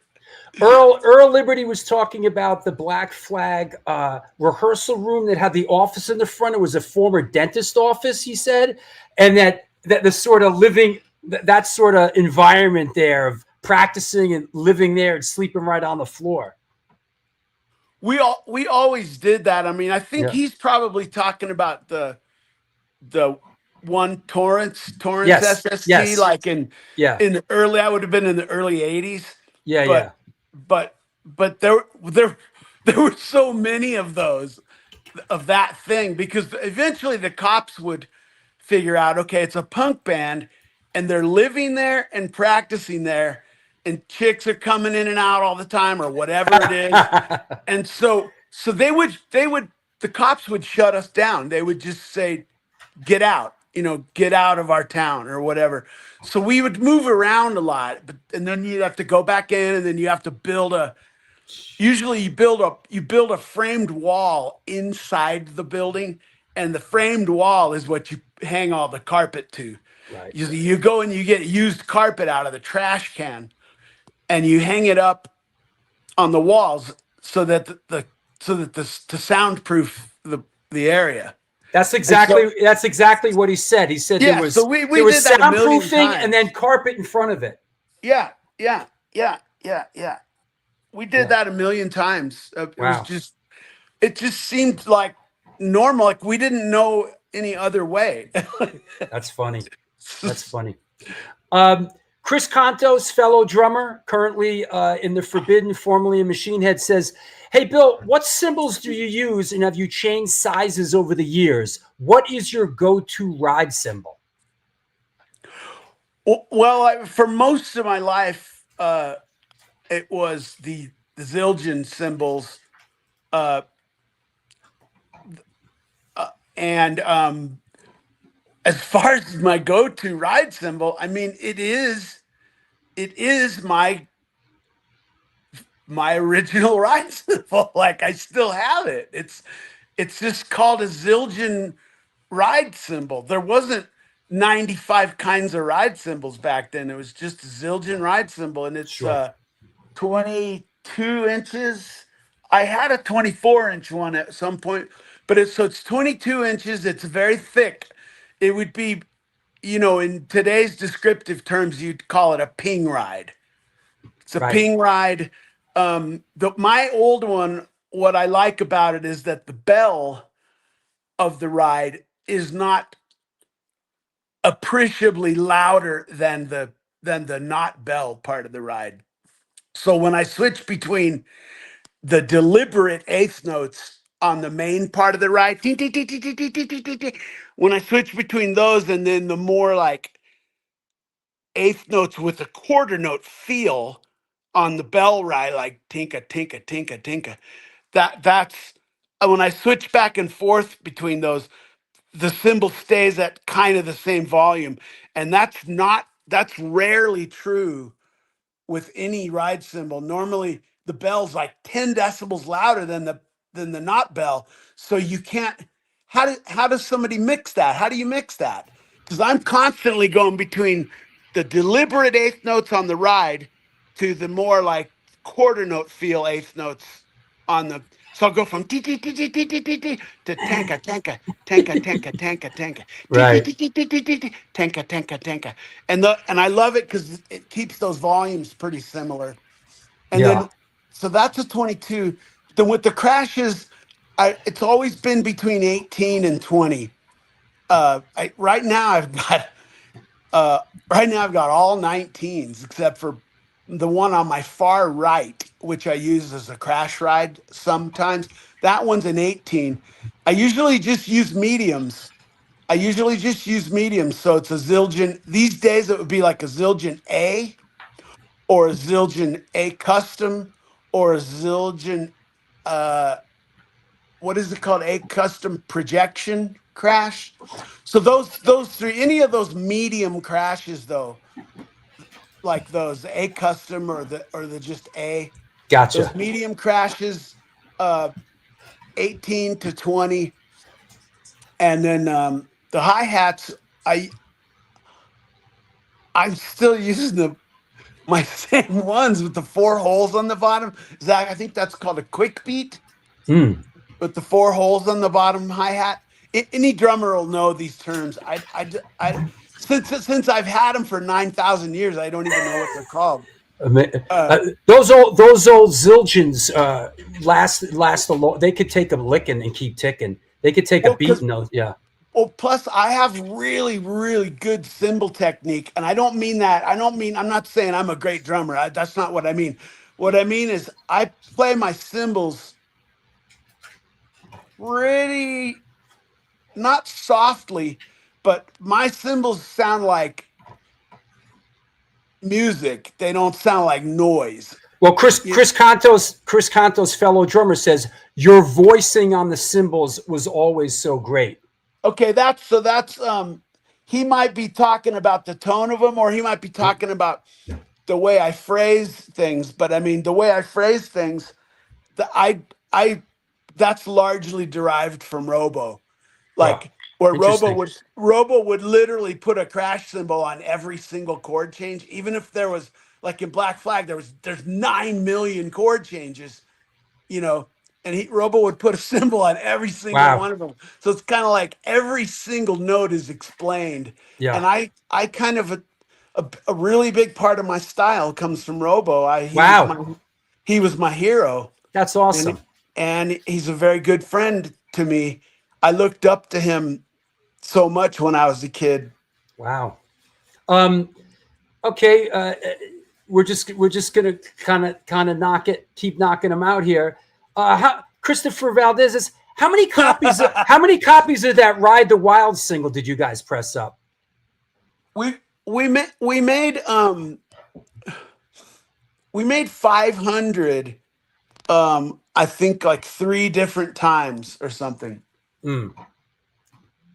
Yeah, that makes sense. Because I mean, when we first made it, nobody knew who we were. I would take like 10 of them and just put them in my locker at school, and then try to sell them to people for like $2 or a buck. Or right. And we didn't have any distribution, but this is pretty funny, or at least I think this is funny. We would go in the South Bay, so like in the LA area, we would go into record stores and we would just put the singles in there somewhere and leave. That's fucking great. Like, we didn't want the money or anything. We just wanted people to hear our music. So we would literally That's great. go in and just plop like 5 of these singles in front of you know, whatever. Back then, a lot of times the punk rock section was put in a thing called imports. Right. And whether or not it was an import, that's where that was the little corner of the store that would accommodate, you know, punk rock stuff. Yeah. And so we would just throw a few of them in there. Yeah. That's great. Let's see. Good stuff. Oh, you know what I want to ask you? This is kind of on a personal note.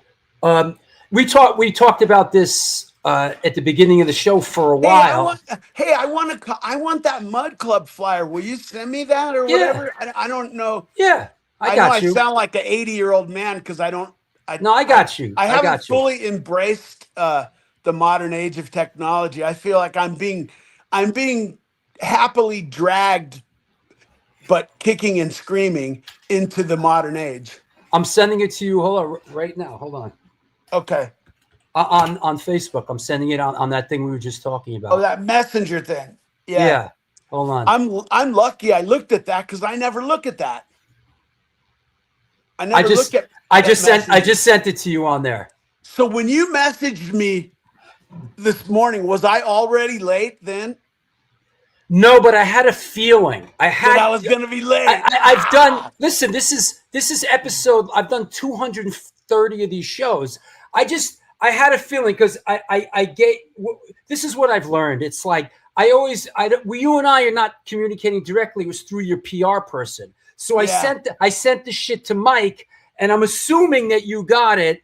I just had a feeling. That. So then I was like, oh fuck. I sent you the message on Facebook like an hour or two before the show.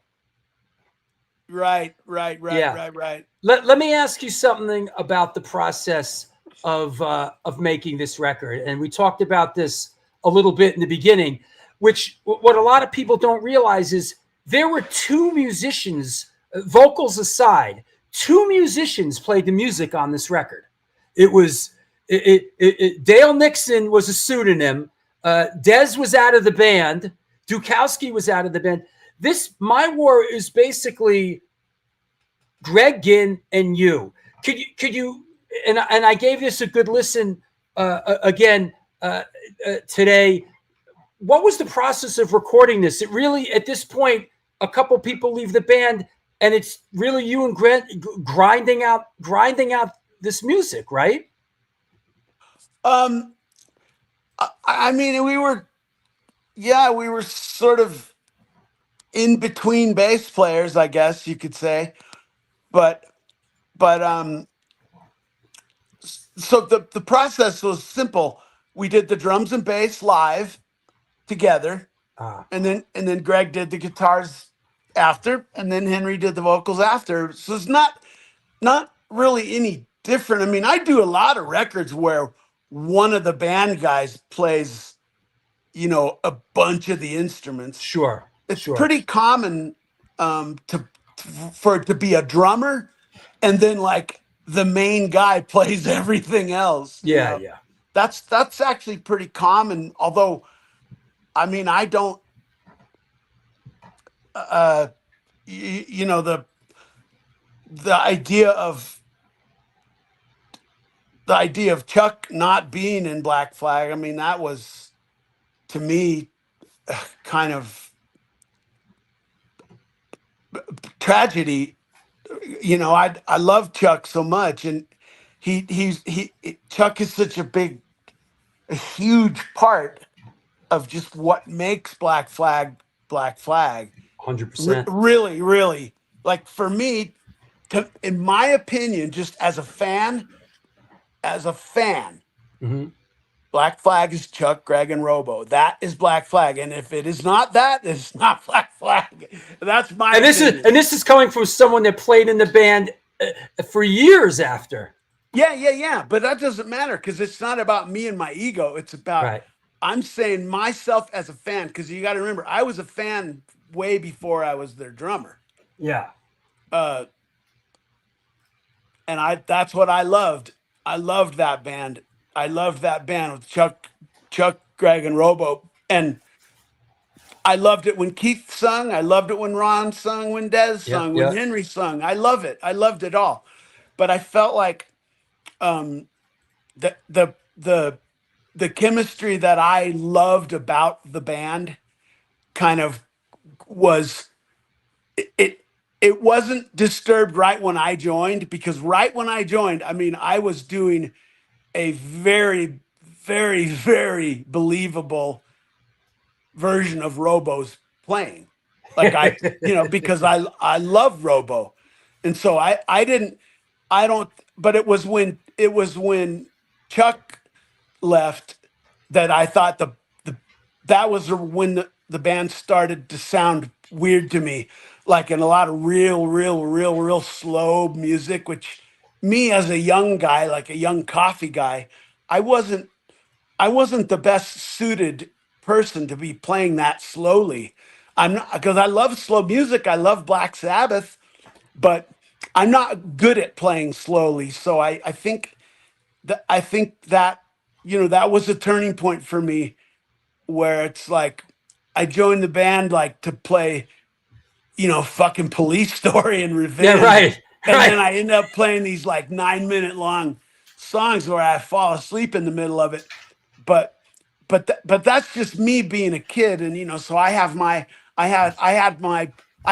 biases and my judgments already in place when I was that young. Let me ask you, in retrospect, on the stuff that you played on, My War, Family Man, Slip It In, Loose Nut, the process. In retrospect,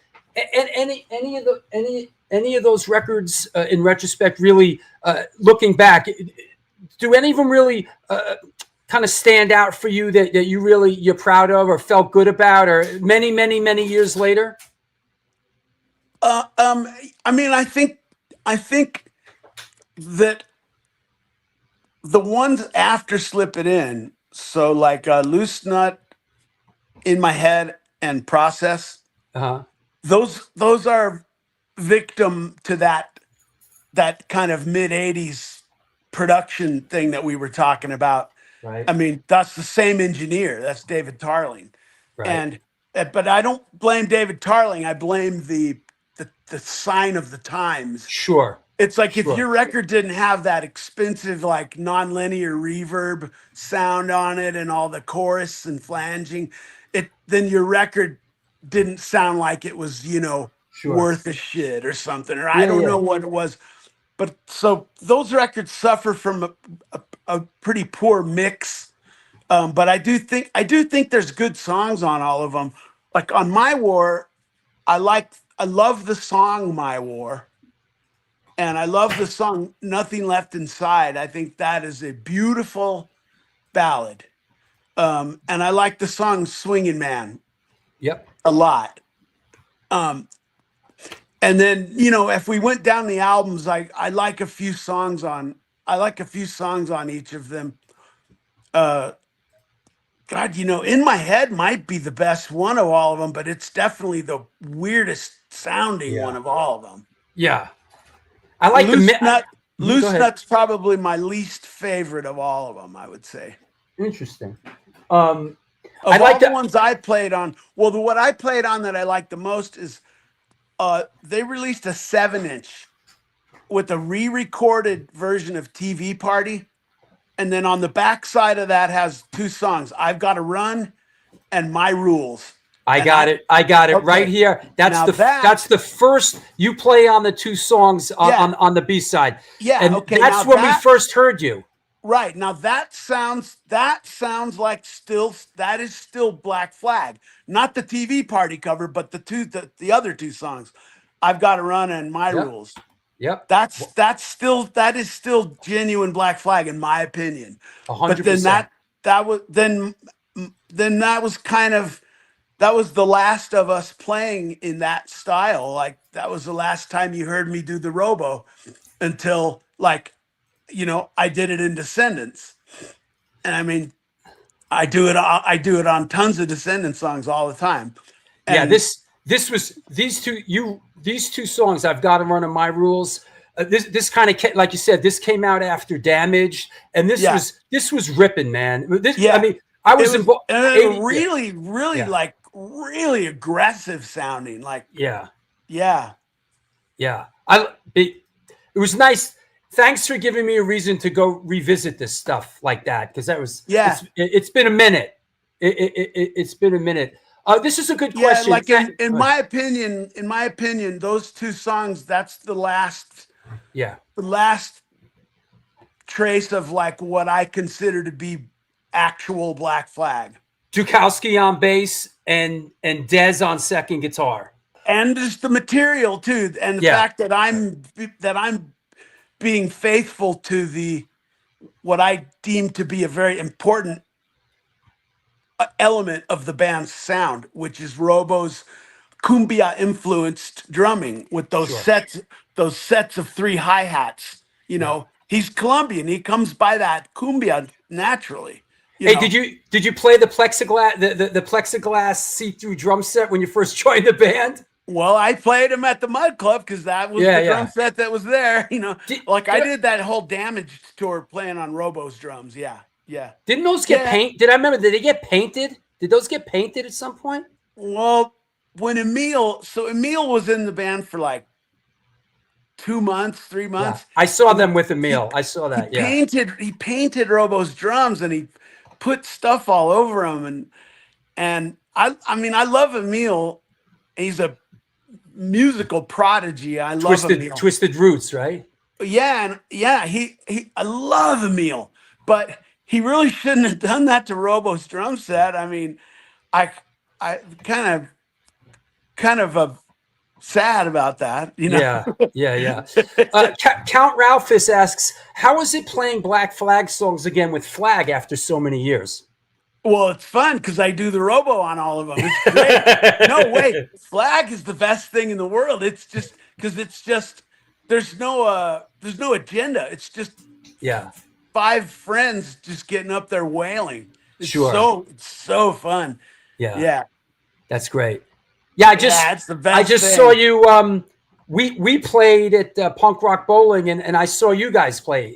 Nice. It was great. You guys were great. It was great. Yeah, it's super fun to because even like say in 83, 84, let's say on tour, even the older material was starting to be played kind of slower and dirtier. Right. Sure. And so that feeling was kind of not there anymore for me. But like in Flag, we play them all at fucking ripping ass the right way, the real way that they go, And it must be great to be able to play with Dukowski again. That's awesome. I love Chuck. Chuck is one of my most valued friendships. I love Chuck so much. And he not that this really should affect a friendship, but Chuck's one of the smartest people I've ever met in my life. Mm-hmm. Yep. Yeah, he's a sage. Yeah, I've talked to him a bunch of times, trying to get him on the show. Yeah. So, but yeah, I think it's sort of like, I think I'd be amiss not to ask any Flag plans for the future. We don't have anything right now, but I mean, I would like to do more of those because those are just, it's like all fun and no baggage, Yeah. It's like ideal for me. It's great. Yeah. I love it. I've seen it 3 or 4 times. It's really fantastic. Another question that I would be amiss not to ask is, a few people have asked in the chat room, could you tell us What was the concept, the all concept, and what is all? Well, all the concept of all was kind of triggered in a moment of fury. So we were out fishing, and my boat was 16 feet long. So this is a glorified skiff, okay? And we would when we were commercial fishing, we would fill this boat with fish to where we were standing in fish up to our knees, okay? And we would almost sink it. I mean, the term freeboard means how higher is the edge of your boat from the water. You call that freeboard. Okay. Meaning if, like, say the boat rocks, like you're just, that side of the boat's going to go under the water and then you're going to sink your boat. Right. Okay. So we would fill the boat up pretty high, like to where it's like, okay, I hope the weather stays calm while we drive back into port, because if the weather kicks up, the boat's going to sink. Because so we would have, like more than a ton of fish in the boat. All right. But one night it was starting to kick up a little bit, and I was chumming and Pat was brailing with the net. So you splash the chum, the fish swim toward the chum, and then you just move the net slowly. The fish literally, they swim into the net. Wow. So you splash the chum, and then the other person drags the net and you scoop the fish up. So it's like, it's a weird thing because it could be 8 hours of waiting on a chum line. And then all of a sudden the fish come, and then they come thick. They're thick everywhere. You could get out of the boat and walk on them, Wow. So then it just takes literally 40 minutes to fill the boat up with fish. But it was like time to go, because there's a swell kicking up, and we only had, like, I'm going to use that term of freeboard again. We only had about 3 inches of freeboard, meaning, if the boat rocked 3 inches, the boat would sink. So I'm going, Pat, we got to stop. We got to go in. And he's like, let's go. Let's get a couple more. I'm like, we're going to sink the boat. Do you see that swell? Look to the northwest. You see the swell. Okay. You know what's going to happen. And so I splashed a few more chum down, and I go, okay, we have to, that's it. Let's go. And Pat just looks at me and he goes, no, all. And that was it. That was it. He just goes, no, all. I think he was saying, I don't care if we sink the boat. I'm going to catch every fish in the ocean, and I don't care if this boat sinks. And so that was the moment. He just said it he blurted it out, the word all. And so I had been reading all kinds of different religions because my mom was a studier of like every religion. I don't think she was really religious, but she studied all the religions, everything from Rastafarianism to whatever you might think, occult shit or whatever. And so Stefan brought this piece of music in that just, it's like it was a non-song, that when it just went gah, gah, gah, gah, gah, gah, gah, gah. And it's like, and he's like, well, I thought maybe you'd write lyrics to it. And I'm like, you did? You thought I'm going to write lyrics to that? How? But so I thought about it, and I thought, I'll tie this all together, and I'll make a song about all, but I'll also use some of what I learned from my mom's religion books, about all these people that people look up to. And so I kind of made those 10 commandments, those like from the Bible, Sure. all logistics, thou shalt not commit laundry. Right. So I thought, what would a guy going for all, what would be his, his credo or his ways to live? And that's what those commandments are. And then I just kind of, and the Bassmaster General as being the like guy that we look up to, the Bassmaster, meaning like the lowest person in the world, the base level, the base level human, base level humanity. That's the Bassmaster General. People misspell it now and they think Carl is the Bassmaster General. It's not about the bass guitar. It's the base level man. So the Bassmaster General is like who we should all look up to. And so it's just that thing. And all is basically it's the utmost possible. It's when nothing else remains. But it was inspired when Pat was literally gonna sink the boat. Wow. Because he just goes, that's no, great. No, all. and you lived your life with that credo after that. It built a band around it. Yeah. Interesting question. Were there ever any Descendents demos with Cecilia on vocals? No, I mean, I wouldn't be surprised if Tony had a practice tape, because he would sometimes tape with practices. But I mean, you remember if you and I were born in the same year, 3 months apart. Well, you remember just those little crappy tape decks. Do you remember the tape deck? No. Not I used to dream of having a boombox. No, I'm talking about the ones that the little with the thing that flips up and you just the little It's got the four big buttons like the size of small piano keys, and one of the 4 buttons is red, and that's the one that you record. People use them like in court cases to record the court case, so it can be transcribed. I got it right here. I got it right here. Hold but that's what we had. Those were our tape decks. And so we would take practice with one of those. And we found out if you put a light t-shirt over it or something, it makes it not so distorted or something. Yeah, I got it. Or not so brash. Oh, I hope you got the right one. I'm going to be so stoked.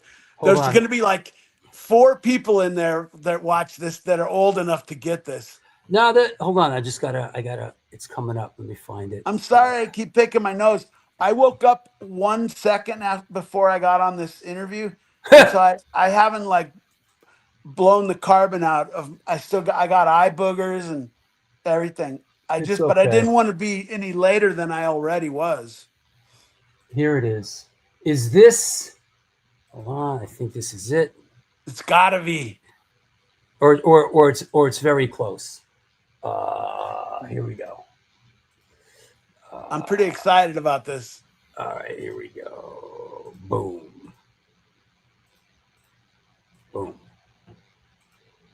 Yes. Pretty much that. Yeah. Pretty much that. But the ones we had were even a little more primitive than that. But yeah, that's the deal. Yes. Yeah. That was. And so are you familiar with? You must be. There's a show called Rodney on the Rock. Yes, of course. Okay, so this is where we were finding out about our music. Like I had 4 places I was finding out about music. Keith Morris, Frank, our original guitar player, and then Dave Nolte, his best friend from the band The Last, who are also from Hermosa Beach. Right. And then from Rodney on the Rock. And that's how, so Here it is, bro. I think this is it. Okay, that's more like the one, with the one red button. Yeah. Okay, yep. So we would all listen. So Rodney would come on one day a week, and it would come on late. I don't know, midnight, late. So we would all tape Rodney. Yeah. But we didn't tape it how you think. We taped it by putting that little machine you just had a picture of in front of our stereo speakers. Yep. So it was like the worst sounding copy of what are already horrible sounding records. All the punk records, they were recorded like for free in somebody's garage in 40 seconds. And so yeah, we would all, but we didn't care about the sound quality. We just loved the music and the energy and all of it. So awesome. Yeah, but Tony would bring one of those to practice, and so he might have a practice tape with Cecilia. Here's a good one. Please tell some Frank stories. He was so good. Rest in peace. Well, Frank was one of my very best friends, and we had two things in common, which was the music and the fishing, and so it was like we were always either doing music or fishing. We would ride our bikes to the harbor and go fishing, then get done fishing, and then ride our bikes to the practice room and practice. So my bond with Frank was huge, and Frank taught me just so much about everything. He was just a major influence. And when you got him and Tony together, they were they couldn't be more different musically. And so that fire and gasoline thing was really in play in the band of just like there was a lot of combustion energy with that lineup. And Frank was a pretty he as he got older, he became pretty what would be the word for it? He had a lot of like bitter resentment. And I think the bitter resentment really shows its head on Milo Goes to College, some of those lyrics, and on the Fat EP too, that song My Dad Sucks. Yeah. Mm-hmm. He had a lot of angst, and he just seemed to hate everything about society. So it was that was, I think, really the fuel. That was the fuel that kept Descendents in kind of an interesting sound, because there was a lot of combustion, I guess you could say. Is it true that when he left the band, he put his equipment in a pile, burned it, and then moved to another state? Yeah, well, it's funny. His entire family ended up one by one ending up in Oregon. Beautiful state. Really strange. Yeah. Well, it's almost like that cliche of like, oh yeah, I'm gonna move up north and get my head together. Almost like a hippie kind of thing. Yeah, I'm moving up to Eugene, Oregon, and to somewhere in the Bay Area or whatever. Yeah. I'm moving to San Rafael. What am I thinking of? Ooh, that's a great. Will you send me that picture, Frank? Sure. That's 83, I think. Yeah. 82. What the fuck's he playing? What is that kind of guitar? Is that? It's a Yamaha SG clone. Wow. It's not like a semi-hollow body, is it? I can't tell.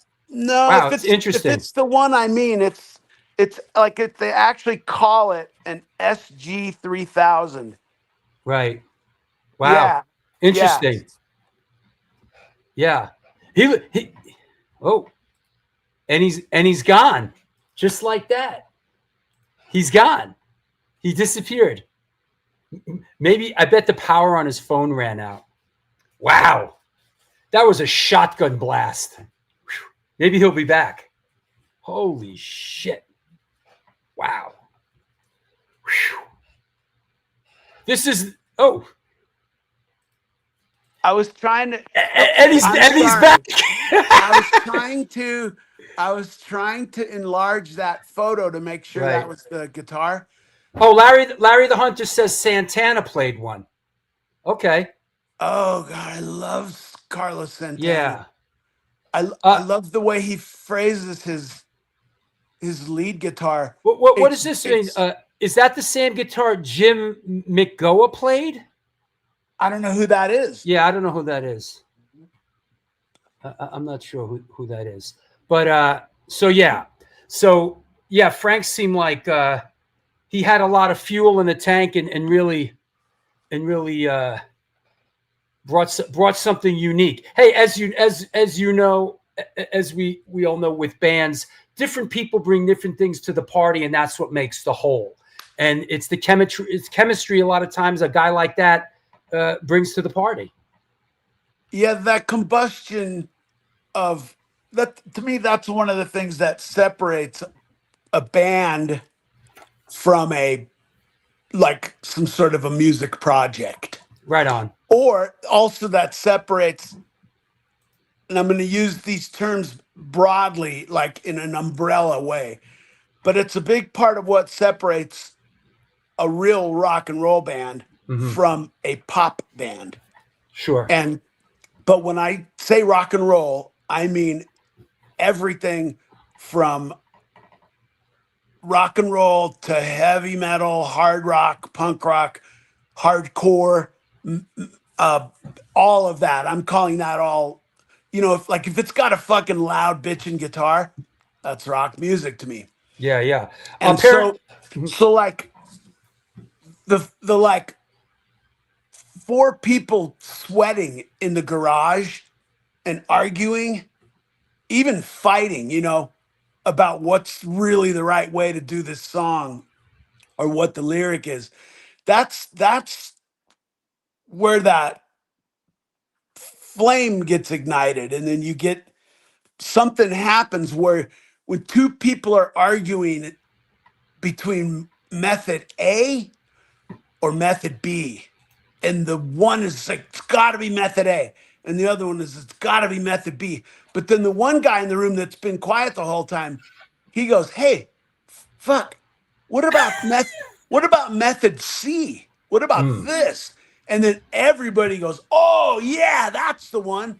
So it's that combustion that's what makes a band, and that's what makes one band sound different than another band, is that combustion, getting those personalities out in the room and letting them stink up that room, that garage. 100%. John, I don't know if I'm pronouncing this right, McGubb, was in Susie and the Banshees and Public Image, and also Ronnie Ron Emery played one in TSOL as well. So okay, we got it. Let me ask you, just going where the horse leads us here. When Carl Alvarez joined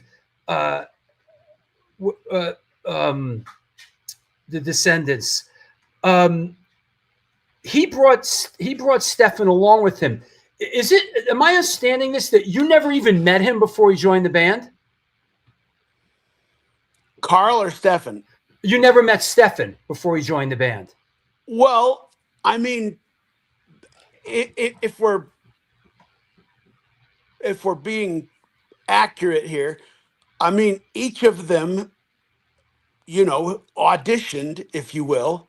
I mean, I'm not the audition type. I'm more the pick up the bass and let's jam and see how it feels, and that would serve as. Right. So, I played with Carl for, I'd say maybe a couple weeks, and that was just going really well. Right. But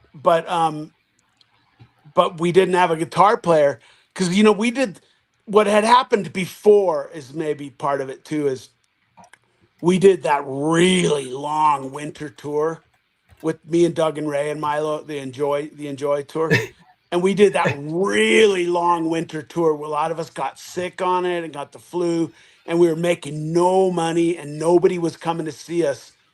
And so we got home from that tour, and I wake up like the next morning, and Doug and Ray are gone because we were sleeping in bunk beds. Like there was 3 of us in bunk beds, and Milo was down in San Diego being at college. And so I wake up and there's nobody there. So there I am. I'm sleeping in our practice room, our practice room. But there is no hour because they're gone, and I see that their equipment is gone too. So I have no band and I have no bass and guitar equipment either. So so I had to rebuild the band. Wow. But I mean, for me, it was just, okay, this is the next step. Now it's time to rebuild the band. I already rebuilt it once. I can rebuild it again, and I'll do it better than I did the last time. That's the spirit. So Carl comes out, and that was going really well. And we tried out a few people on guitar, a few friends of ours, you know. And then at a certain point, Carl just kind of mentioned, he goes, hey, my best friend from childhood would probably love to do this. Why don't we get him out here and see if that's a thing? And so Stefan flew out, you know, a few days later. And when the 3 of us got in that room, that first night that Stefan landed, I mean, I contend that first night Stefan landed and we got in that room, we basically put together a solid 1/2 of what would become that Blue record, the Descendents. Wow. All. We played about 6 songs that evening, and it was like, whoa, this really, and it was it was great. It just fell together great. I couldn't believe it. It was, yeah. I guess and what's incredible is these are still the guys you're playing with. I know, it's crazy. It's crazy, right? I mean, it's crazy that they've been in the band 40 years and they're the new guy. Yeah, isn't that weird with bands? It's just incredible because we're talking about all this stuff, and there's a lot of flux here. It's like this guy's in, that guy's out. In the early days of Descendents, there's a lot of moving parts and this and that, and then boom, these guys join and it settles down. Yeah, well, it's been I mean, it's people say, well, you know, a band is like a family, and I mean, but this is beyond a family. This is more than that. This is these are friends. A person is lucky, you know, to have this close of friends. Sure. Yeah. Yeah, it's nice when you love the guys that are in your band. I could testify to that. I really love the guys I play with now, and it wasn't always like that when I was an Antidote and this and that. That wasn't the case. It's great when the people you play with are people that you love and would spend time with, and that's really great. Really, really, really great. Hey, what is going on? This is a funny picture, man, and I don't know if you're going to recognize it, but I thought this was pretty interesting. What's going on here? Okay, I'm going to try to zoom on it. Can you see that? I'm going to try to zoom on it. You can't see it? No, I'm saying I want to zoom and make sure that it's what I think it is. Okay, I'm going to tell you what's going on there. Yeah, please. It's a funny. I know there's a funny story here. No, it's great. Okay, it's great because that was only like 2 years ago. So we land to start our Europe tour, and all of our luggage was gone. Like the airport lost. So when I say all of our luggage, I mean we had no guitars, no basses, no drumsticks, no not, normally when you use rented gear, I mean, you bring here it is. Here's the gear that went missing. Here's the gear. How do they misplace this much fucking gear? Well, but also our clothing. Oh, We had no clothing, none of us. So we played a bunch of shows with no gear and no clothing, just borrowing people's stuff. But then we had an opportunity to go to this huge music store in Germany. And so we called it like our music store field trip. And it's like, okay, everybody, go in there and buy that which they cannot do without to get through these shows, whatever that is. And so we each have like 3 things, that like we can finish the tour as long as we use the rented cabinets and a lot of it's rented, sure. But a lot of it's stuff that's personal to us, that fits us. So we went in and we had our music store day, and everybody went into their separate departments, and we met back up at the checkout in like 30 minutes. And, we dropped, I don't know, 4K or 5K. I don't know how much it was. And then we got through those shows. But I mean, this is gross. I can't play in, the shoes that I wear, they're very, very thick, and they have a very thick sole. They're very sturdy. That's what I wear on a day-to-day basis. They're like hiking shoes. But I can't play drums in those. I have to play drums in a very thin shoe, so it's almost like being barefoot. Sure. Like, you remember when you'd go in the drugstore and they'd have little shoes for $3? Yeah, like kung fu slippers, right? That's what I play in, kind of thing. Yeah. And so I only had my hiking shoes, and Stefan had a pair of slip-on Vans, the old Vans, which are really lightweight. And that's what I prefer to play in, is those old slip-on Vans. They're really lightweight. I mean, there's no support, no nothing. So every day, right before I would do it on stage, the audience, the lights would go down, the audience would cheer, we'd come up on stage, and then right in the front of with everyone watching, we would sit on the drum riser, and I would put Stefan's shoes on, and he would put my shoes on, and then we would play the show. And I had our merch guys' socks, because I get soaking wet. I have to be able to be dry. Sure. So I had our merch guys' socks. I had our front of house sound guys' pair of shorts, and I had some shirt that some band that played with us gave me a t-shirt. So it was like we did like a week of shows and with no gear and no clothes. Wow. It was awesome. And Versago once says, it all got loaded into the wrong place. It still happens all the time. I used to work for a lost luggage recovery company at all 3 Bay Area airports. Wow. Makes sense. Yep. We eventually got our gear, but it was, it was very much like too little too late, because we had just gotten used to our new way of doing things. Sure. Every day I go and try to borrow some cymbals from the opening bands, and then every day Stefan and I trade shoes, and it's just like, okay, this is our new life. That's incredible, man. Look at the amount of gear. It's fucking wild. Yeah. Well, mistakes. I don't have those pictures. You must be getting those from Rhino. No, I found them on, I do my homework here. I found them on, where did I get them? On some Facebook page, I found them.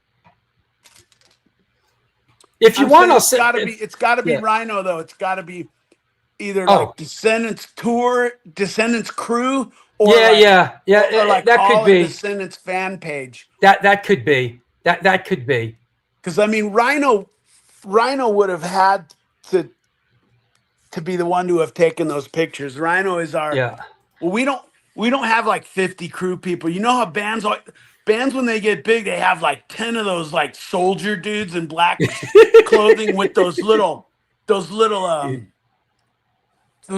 walkie-talkies, you know, that they clip those walkie-talkies here to their shoulder, and they're like doing this, and there's like 8 of you guys. You guys all can't have important jobs. It's a punk band. Like, what the hell are you doing?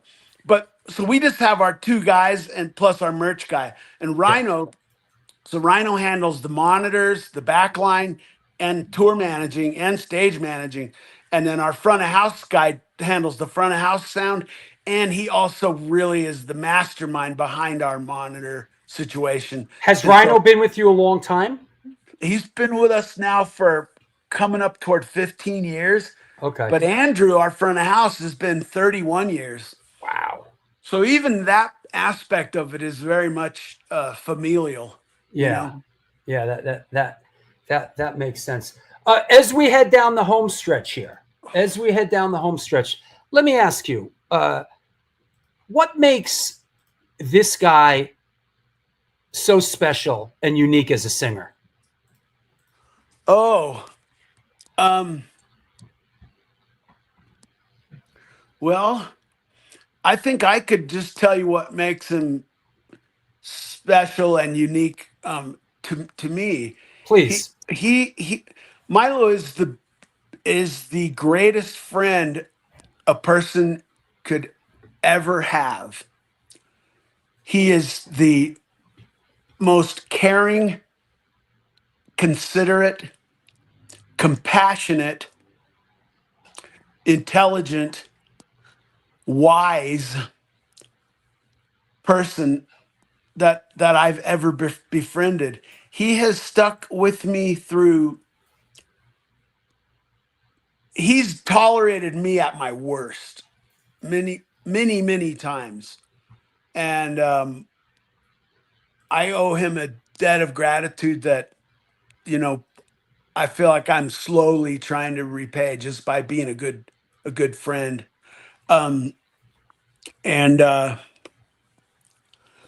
Well, that photo says a lot. Yeah. Look at the glasses. Look at the fucking haircut. Look at the velour shirt. That the colors are like maroon and beige, I think. And how he's gripping his pants because he doesn't know what to do with his hands because he's so nervous. Awkward. This is a special guy to be singing for a band. I mean, like, what he's least likely person to sing for a band. Yeah. But that's what's great. And I want to shout out this photo. Also, this is a Glenn Friedman photo, by the way. Our old friend Glenn Friedman took this photo, by the way. So yeah. And Milo also has some unique singing ability, which is that he's able to concentrate in such a way that he can sing vocals that are worthy of just being put on a record in one take. Wish I could do that. No flat or sharp notes. Wow. No, he's really intense that way of like, so when I'm recording him, it's kind of like he steels himself up for it. He does sit-ups, you know, and he gets himself really, really worked up into a intense mindset, and then he can just do the vocal, and then I'll be like, well, yeah, okay, maybe I'll get another take or two just for spare parts or whatever. But it's just, he's just like, no, I sung it like that's how I sing it. I just sung it that way. Like he's wow. Very, very focused. Yeah, that's awesome. That's great. Hey, that said, I want to thank you for stopping by. I'm glad you made it. Please, it worked out fantastic. It really was. It really worked out great. I love having you on. When you come to town, I'll come and see you. I'll stop by and say hi. Is there? Well, I'm grateful that Earl maybe kind of came in and He did. He was great. saved my ass a little bit. At least him being someone who was actually from that day, Yeah. like Earl was there from day one. He was great. Yeah. He like slid right in, and we talked about it. And then he really sort of was the prelude. He set the table for the time you came up, and thank you everybody out there that hung in there with us. There's still a lot of people out there watching the show. Everybody's thanking you and thanking us. I've apologized 5 times now, but You're good. I want to just say it again. If whoever's still here, I'm truly sorry. I wouldn't make someone wait around for me. I'm not that kind of person. I don't believe in wasting someone's time, but I made a mistake and I'm sorry. It's okay. I'm just glad it worked out. Our friend Chris Canto says, thank you from the bottom of my heart for years of inspiration and great music. You're a fucking legend. And everybody else that's chimed in, thank you for the way you play. You don't have to apologize. We love you, Bill. You got a lot of love here. I want to say that for everybody out there, what brought us together here is the 40th anniversary of Descendents, I Don't Want to Grow Up, that's recently been re-released. You know the record. We love the record. Revisit it. It's fantastic. And of course, Descendents are out on the road playing a lot of places, including with Social Distortion. Is there anybody you want to thank? Is there anybody you want to shout out? I can't think of anyone. I always get myself into trouble when I do that. If I call somebody out, but then I forget to call somebody else out, then I get yelled at. So I better not. Okay. And here, let me get a last shot in here. Is this? I'm assuming this shot is at the studio. That's in our little drum room. It's basically the size of a walk-in closet. Hey, there he is. There's Earl. Earl says, hi, Bill. Oh, Earl. Yep. Earl. Yeah. Don't tell the guys about what happened about me being late and all this bullshit. Don't tell the guys. That's great. Yep. So I'm sorry, I didn't mean to interrupt you. This is at the studio. Well, I was in Robo voice. Right. Wow. That's something that like a lot of us South Bay guys, when we get together, like say you get me and Dez and Earl and Rob Holtzman and we will immediately fall into Robo voice. It's just yeah. That's great. And I don't mean a robot voice, I mean Robo. Yeah. The drummer Robo. Yeah. Yep. I think I burned through all. I burned through all the pictures. I got through everything. That's crazy. The ones I don't know what the story is with that picture, but I remember some guy came over, and he was really, really good at photography, like at the art of photography. And he took a bunch of pictures of me, and I don't know what they were used for or whatever, but yeah.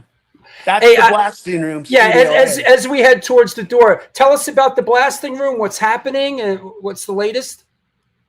Well, the blasting room has grown up to be quite a thing. We started really. It was just kind of this is like all in Descendents' headquarters. We practice here. We can do our demos. We can record our records.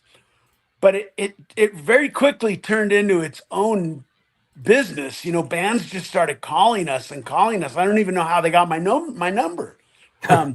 Calling us to come record. And so it started to just be booked all the time. It's always been booked. We built it 31 years ago, and it has always been booked fully the entire time.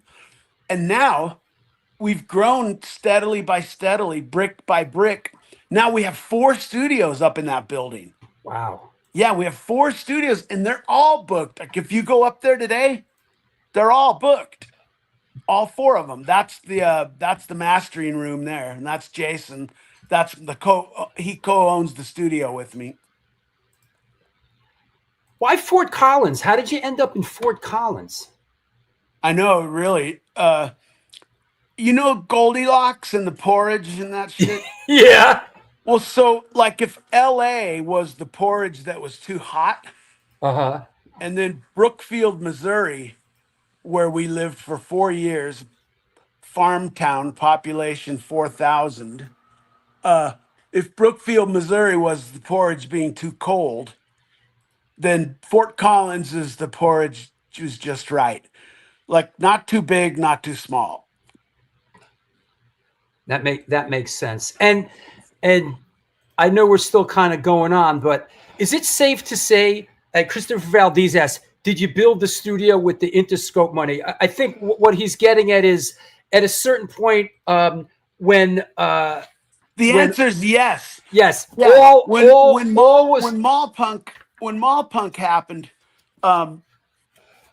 obviously the next move for the major labels was to maybe try to hunt down some of the progenitors.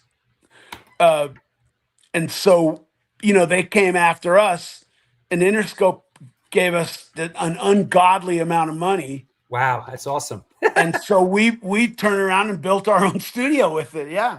Wow. And this was, yeah, I got it right here. Is it safe to say like this was the one and done Interscope sort of record? Yes. Yes, yeah. that was that record we did on Interscope. And it was one and done. Yeah, but and we built a studio. No, but it was one and done and very painful for them.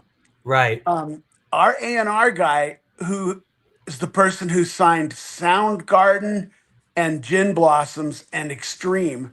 Wow. So he was a heavy hitter.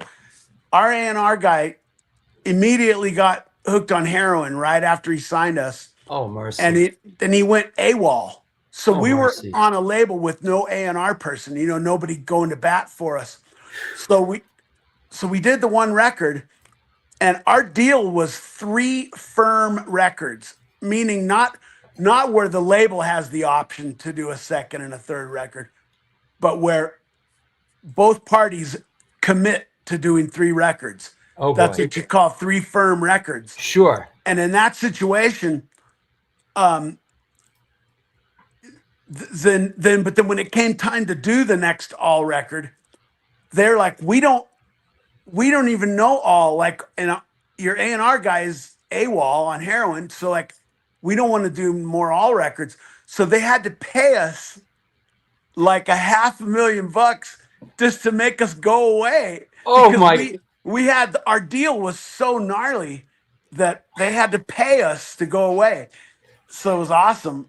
And usually we hear these horrible stories. We were on the major label and they crushed us and they ruined us. It's so nice to hear. Like we were there for a cup of coffee basically, and we got sent on our way and we built a studio, and we still have the studio all these years later. What a great story. Yeah, I mean, in this particular case, it was just we were well aware that we're sort of band zero in that thing that was happening, and that every label was just fighting to get at us.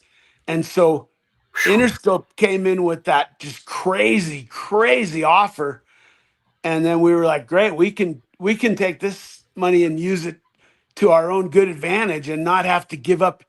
We didn't have any creative control issues or anything. We did whatever we wanted. A great story, man. Yeah. That's really awesome.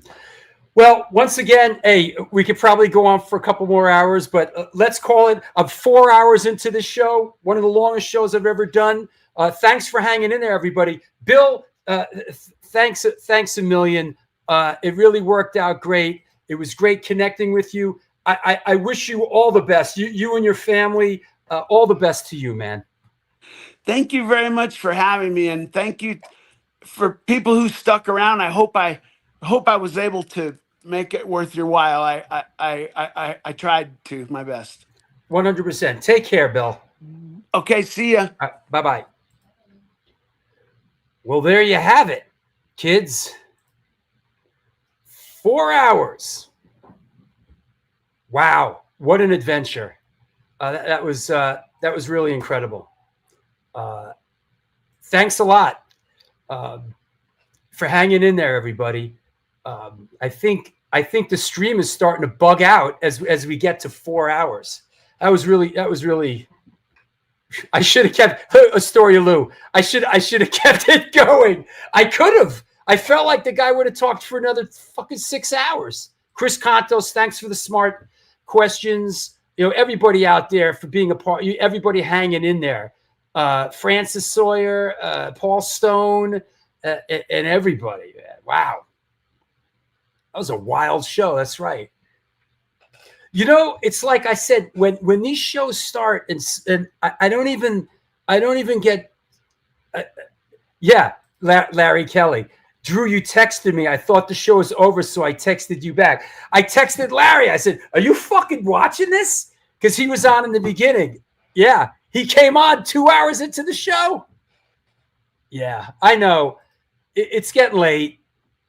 You know, we could have. Sometimes it's good to get out while the getting's good. Hey, Susan, thank you. It was a fucking great show.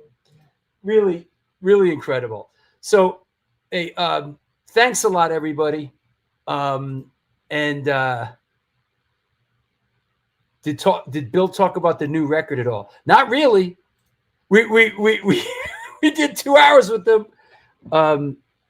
It was great. Next up. A week from today is Dee Dee Verney from Overkill. So check in for that. Coming up, this was the New York Hardcore Chronicles Live, and thankfully sponsored by the Texas Silver Rush, DTFM Vinyl Distro, Generation Records, 126 Hardcore Clothing, Women of the Pit, She Devil's Coven, and Minty Fresh. Listen, the show always needs your support. There's the Patreon page right there. That's what keeps the show going, is your support. There it is. Please join Patreon if you can. Give the show a like, reach over. But goddamn, what a great show. One of the greatest shows we've done, and all these get Harley on. Hey, where you been? Harley was just on the show. What else you got? Harley was just on. Come on, get your shit straight. Thanks for Drew keeping. Yeah, it was fucking nuts. Thanks, everybody. Thank you. God, I'm shook. Boy, put in some good work. Hey, everybody, let me see. Yeah, we're all good. Once again, this was the New York Hardcore Chronicles Live. We will see you soon. Until next time, for God's sake, do good things.